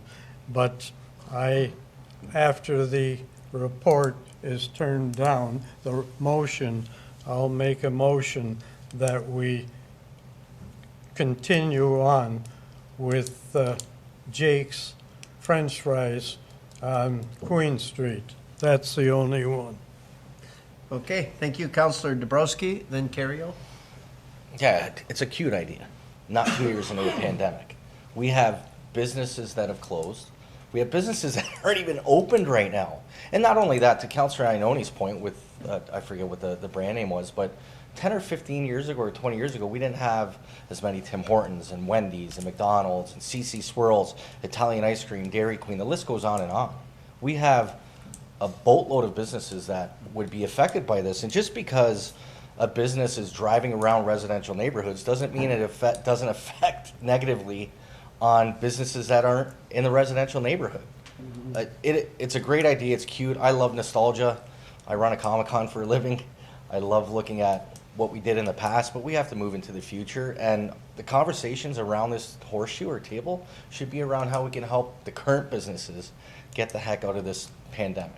I agree with Councillor Thompson. It's a conversation that could be left at a later time, but we're not in a position right now to be bringing new businesses into the city to compete with the businesses that are already here trying to fight to stay open. So it's not something I could support. Again, I think it's a cute idea. I have 2 young children. However, I also live in a city that has an ice cream shop in Chippewa that would not appreciate the competition when they basically only have 2 or 3 months to do business, and now they have an ice cream truck literally driving around neighborhoods, taking away all the business that they could be receiving downtown Chippewa. So again, great idea, but not timely. Okay, thank you for that. Councillor Carrion. Thank you, Worship. I wasn't going to go near the BIAs because this doesn't really affect the BIAs, but this does affect any small business owner that is in the ice cream business. I talked to Councillor Dabrowski about the one in Chippewa. If we do allow the machine to go through Chippewa, is he going to play his music as he passes the Sea Swirl guy, the ice cream store in Chippewa, going into the neighborhood to take all of his business? The guy's been shut down by the province off and on for 2 years. He still had to pay the city taxes, still had to pay the interest, penalties, and he hasn't been allowed to operate without stopping when the province has stopped him.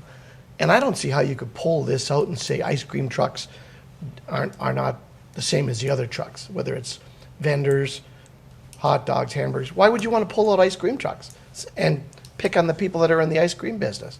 There's all kinds of ice cream businesses all around town.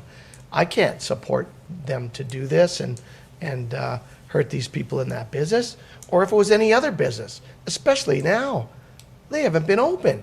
They're just going to open up and then have somebody driving around catering to their customers because somebody did a Facebook poll?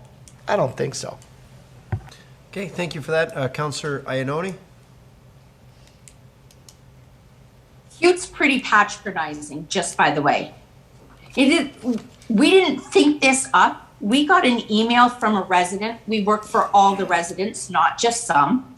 And how do you know it wouldn't be a business owner in Niagara Falls who brought an ice cream truck or who bid for it? That's really closed-minded thinking. We don't just work for tourism and business. And for Councillor Thompson, who owned ice cream stands, to stand up and be so patronizing is extremely hypocritical. A resident asked us, can you look at this issue? That's what we're bringing to you. That's it. Ask for a report to say, how do other municipalities do it? How can we do it? How can we serve residents that don't want to go to businesses? You don't have a clue who would bring that ice cream truck, nor do you know who would win the tender. That's why we asked for the information. And I'd like a recorded vote on this, please. Yeah, Councillor Thompson. Yeah, I was in the ice cream business for 22 years, and I was on leased private property. That's what I was saying. There's lots of trucks around now. If you go down to Niagara-on-the-Lake, there's about 25 or 30 of them down there at the Shopper Drug Mall, in Pelham once a week, in Port Colborne all kinds of different trucks. That's what they do now. But I think this is ridiculous, and I would like a recorded vote on this too. Okay, thank you for that. Councillor Dabrowski. And I heard, just to clarify, Councillor Ioannoni mentioned the tourist area. I didn't hear anyone mention the tourist area. We're talking about Italian ice cream on Victoria Avenue, CC Swirls on Lundy's Lane, Wendy's on McLeod Road, McDonald's on Thoroldstone Road, the ice cream shop on Main Street in Chippewa. This is not, now we're getting political. This is about hurting local businesses even more so than they've already been hurt for 2 years. It's not right. It's ridiculous, actually. Okay, thank you for that. Councillor Campbell and then Lococo. Thank you, Your Worship. Your microphone? Yeah, got it. It's my understanding of the motion, correct me if I'm wrong, but it was to direct city staff to come back with a report. Was it not? Mr. Clerk? Yes? Yes, in short form, a motion for staff to come back with a report to allow ice cream trucks in residential areas. Thank you. I'm going to vote on the motion as it stands. I understand the comments that are being made, but I'd like to have something positive come back some way or negative come back from staff rather than us making a decision that we don't know about. Okay, thank you for that. If there's no, Councillor Lococo. Thank you, Mr. Mayor. I completely understand that businesses are struggling because of the pandemic. I have a question. Do we have a pause on any food trucks here in Niagara Falls that if somebody was to put a license, say, for a hot dog truck on a licensed property, a leased property, is there a pause on that we couldn't have any new business on a hot dog truck on a leased land? Mr. Clerk? Okay.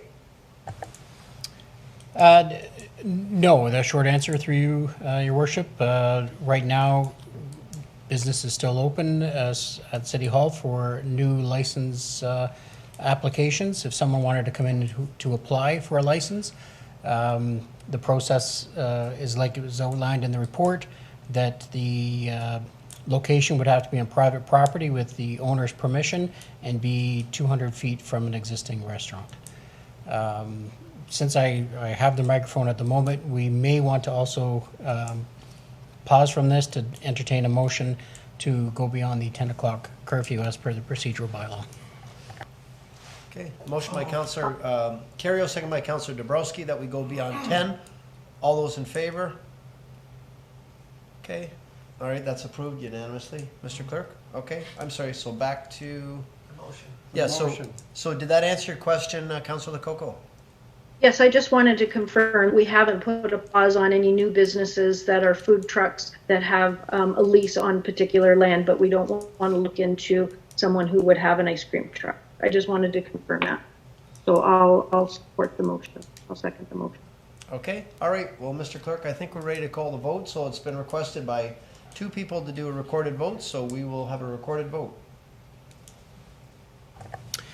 Yeah, I think everyone's familiar with the motion, so I'll just go right to the vote. Councillor Campbell. In favor. Councillor Dabrowski. No.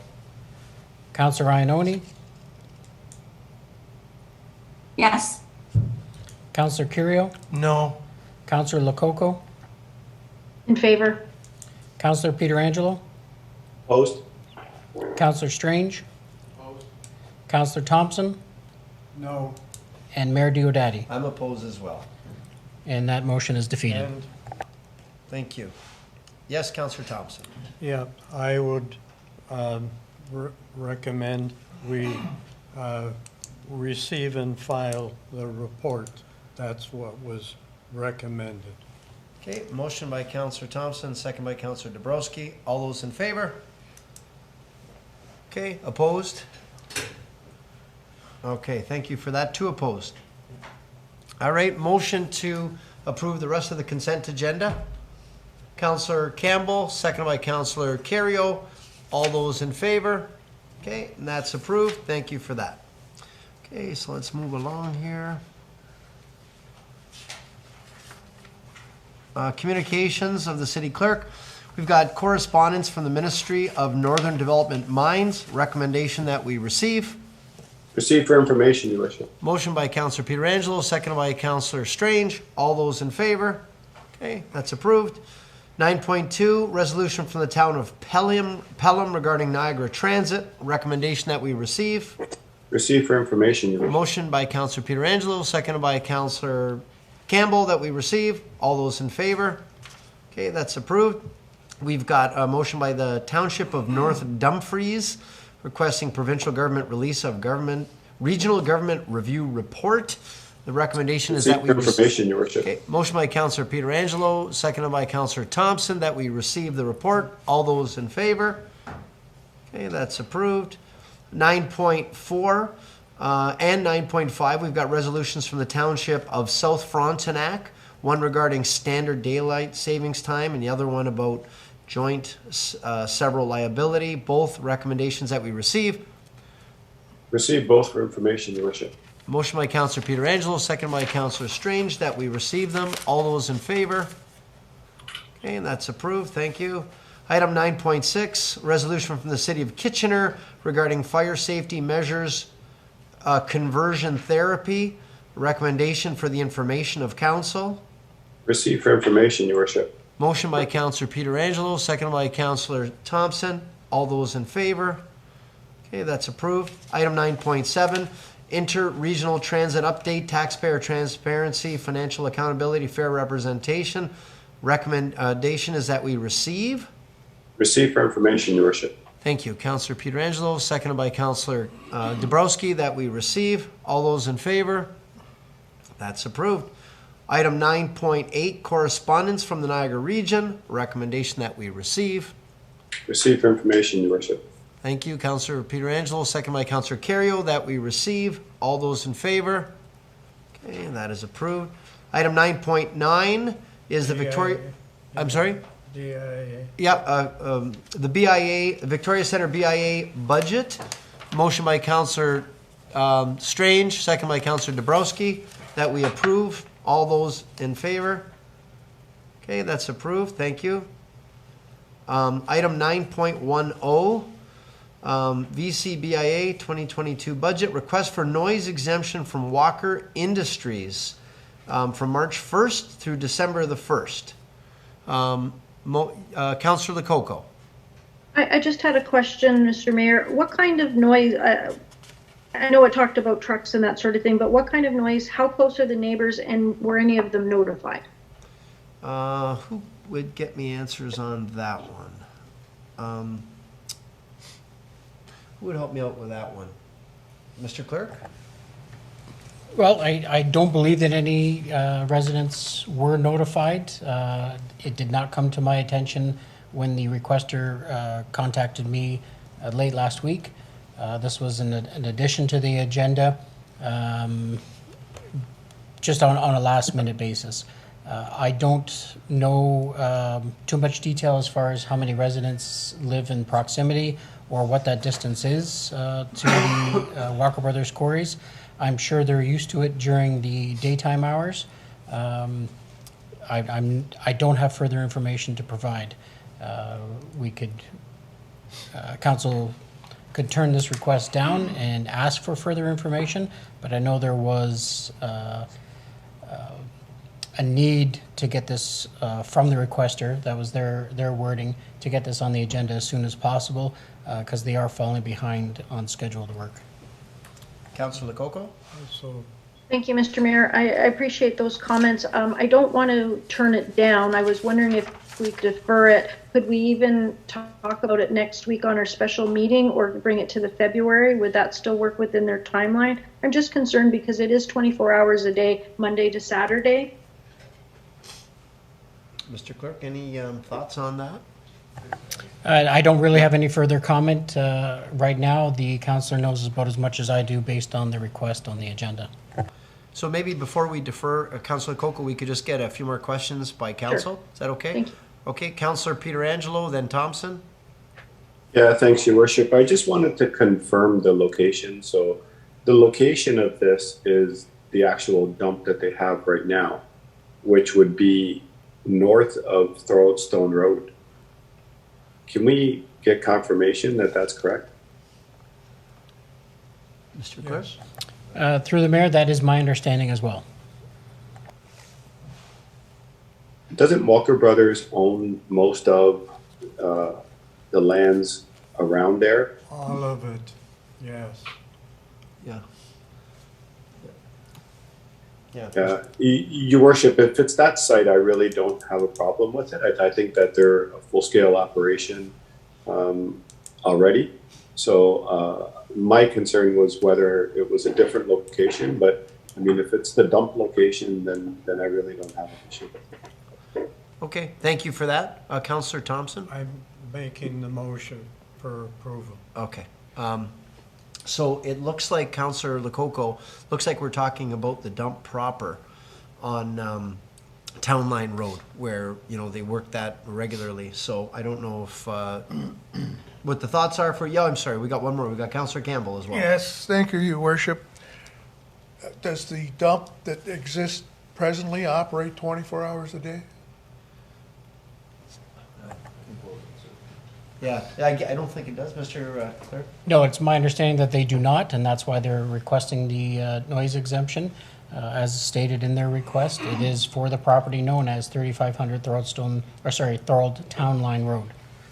Well, I can't help but think that going 24/7 is going to create problems. Ultimately, there are more and more residences out in that area. I'm not going to support it. Okay. All right, so I'm going to come first back to Councillor Lococo if you had any other thoughts on this, and then I'm going to go to Councillor Thompson. Yes, thank you.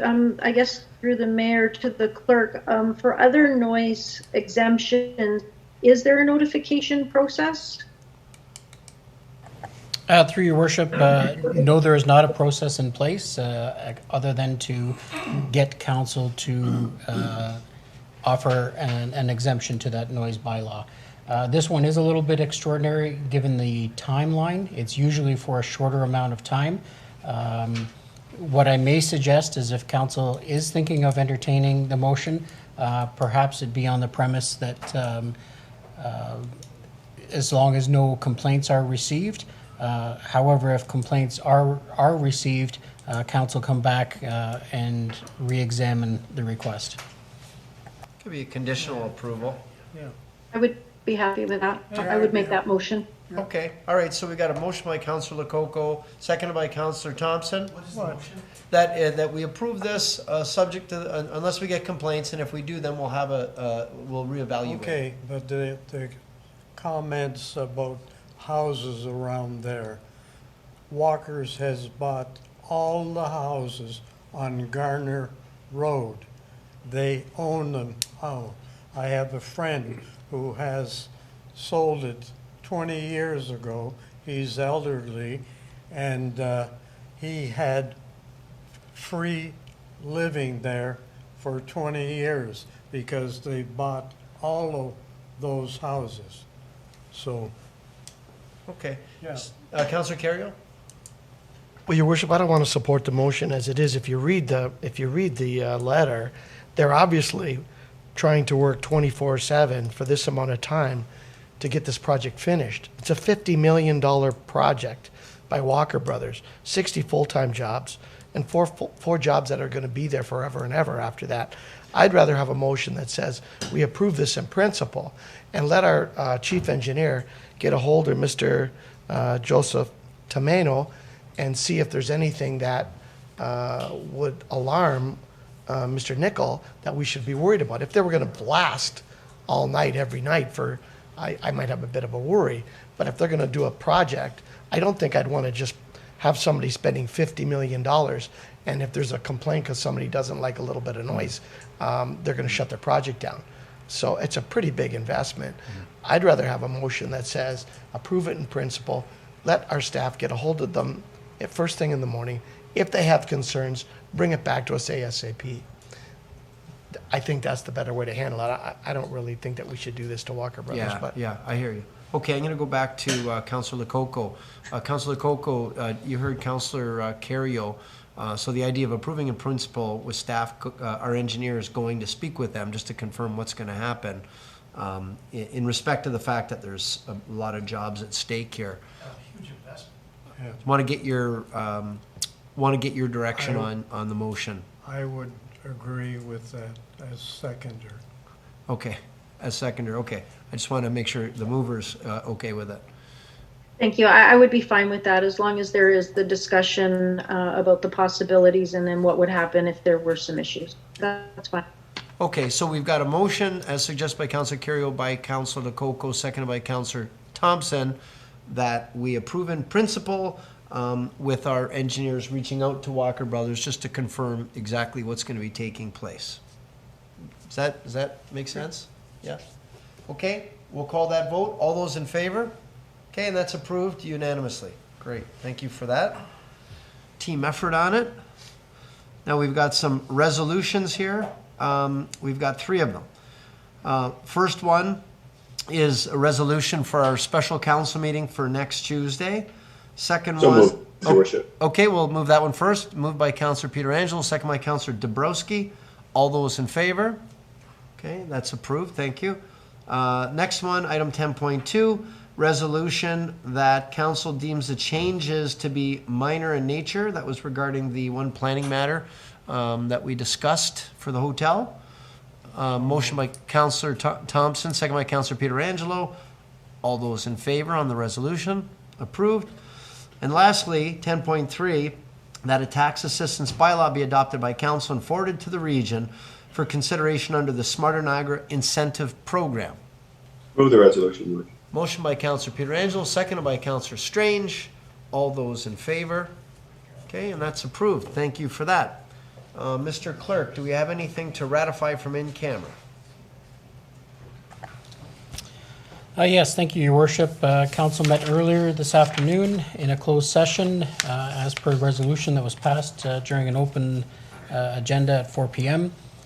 First matter was dealing with personnel matters about identifiable individuals. There was just some direction to staff, nothing to ratify. For the ratification purposes, Council received a preliminary Ombudsman report regarding an investigation. Council gave direction to staff to respond to the Ombudsman, who will prepare a final report that will come back to this Council and appear on an open meeting agenda. All right, so we need a motion to, so what's the motion?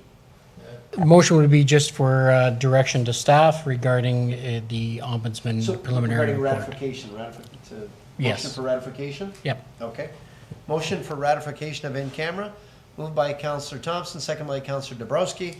All those in favor? Okay, that's approved. Thank you for that. Now the bylaws. First, second, and third, Your Worship. Motion by Councillor Pietrangelo, seconded by Councillor Lococo. I'll second them, but I'm opposed to 2022-06. That's the Chippewa East. Okay, got that? Mr. Clerk, do you get that one? Okay, great. So motion, first, second, and third reading of the bylaws, moved by Councillor Pietrangelo, seconded by Councillor Lococo with the one declaration. We'll call the vote. All those in favor? Okay, and that's unanimous. Thank you for that. Now, new business. Councillor Dabrowski. Just a quick one. And there was a technical review done by transportation staff, and I'm talking about Garner Road and Hendershot. So Hendershot leading into Fernwood. A lot of the residents there have a concern that parking is allowed on both sides of Hendershot when you're entering into Fernwood off of Garner. It's the only in and out of the neighborhood. And I can totally see where the concerns are coming from. So the review included a survey that was done, but the survey only included 17 surveys that were delivered to the residents that live in front of the homes where we're looking to restrict parking on one side. Only half were received back. I think there was only 2 opposed. Either way, there was 7 that were against it. Obviously, anyone that partook in the survey would not want parking restricted in front of their home, but there's hundreds of residents inside of Fernwood that are affected by this. And I went down there and I met with the residents, and I can see the concerns. There's 30 feet of roadway entering the subdivision, then it kind of tapers off, I guess just to slow down traffic. And it just goes to show with the storm that we just had, if cars were parked on both sides of the street, I don't even think a plow could have gotten in.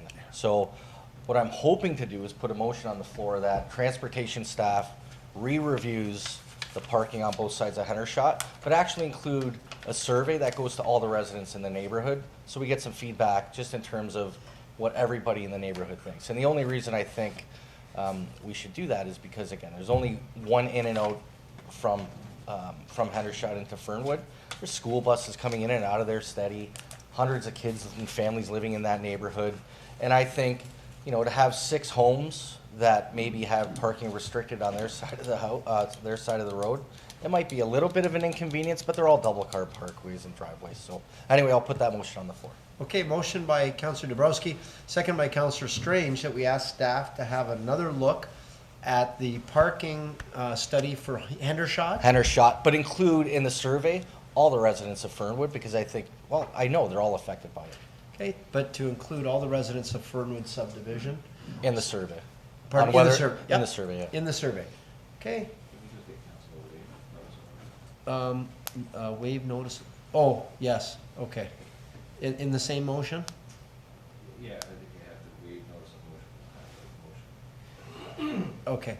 So first I need to have a notice to waive notice of motion, because you're supposed to give notice the week before. I know we've been, all these years, we've Oh, been was kind of I? going. It's Oh. okay. We've been going against our own procedural bylaw. I've but- only been here for 4 years. Yeah, I know, that's okay. It's been like this for the last 30, so Oh, it's good, fine. Yeah. good to hear. So notice, first before we do that, waive the notice of motion. A motion by Councillor Dabrowski, second by Councillor Strange. All those in favor? Okay, that's approved. Hold Oh, I on, got but now we're gonna get to the motion, and now we're gonna move Oh, his now, motion. sorry. So, yeah. Now we're gonna move his motion regarding Hendershot Boulevard and Fernwood subdivision. So it's basically Hendershot and Garner coming into Fernwood. But Clerk, to you got all include, that, right, Mr. Clerk? He's got that. Oh, he's been writing away Good. like a fiend. That's all I got. All those in favor? Okay, Thank that's you. approved. Councillor Thompson. The Sarah Street, I was involved in that, and that was the fire chief that implemented that. And I went down and with him and met with several people, and he says if you had parking on both sides, you couldn't get a fire truck up here. So that's how that came about. So I think you gotta talk to the fire chief and see if that's a concern. Okay, sounds good. Any other new business? Adjournment. Motion for adjournment, Councillor Carrió, second by Councillor Strange. All those in favor? And we are adjourned. Thank you very much.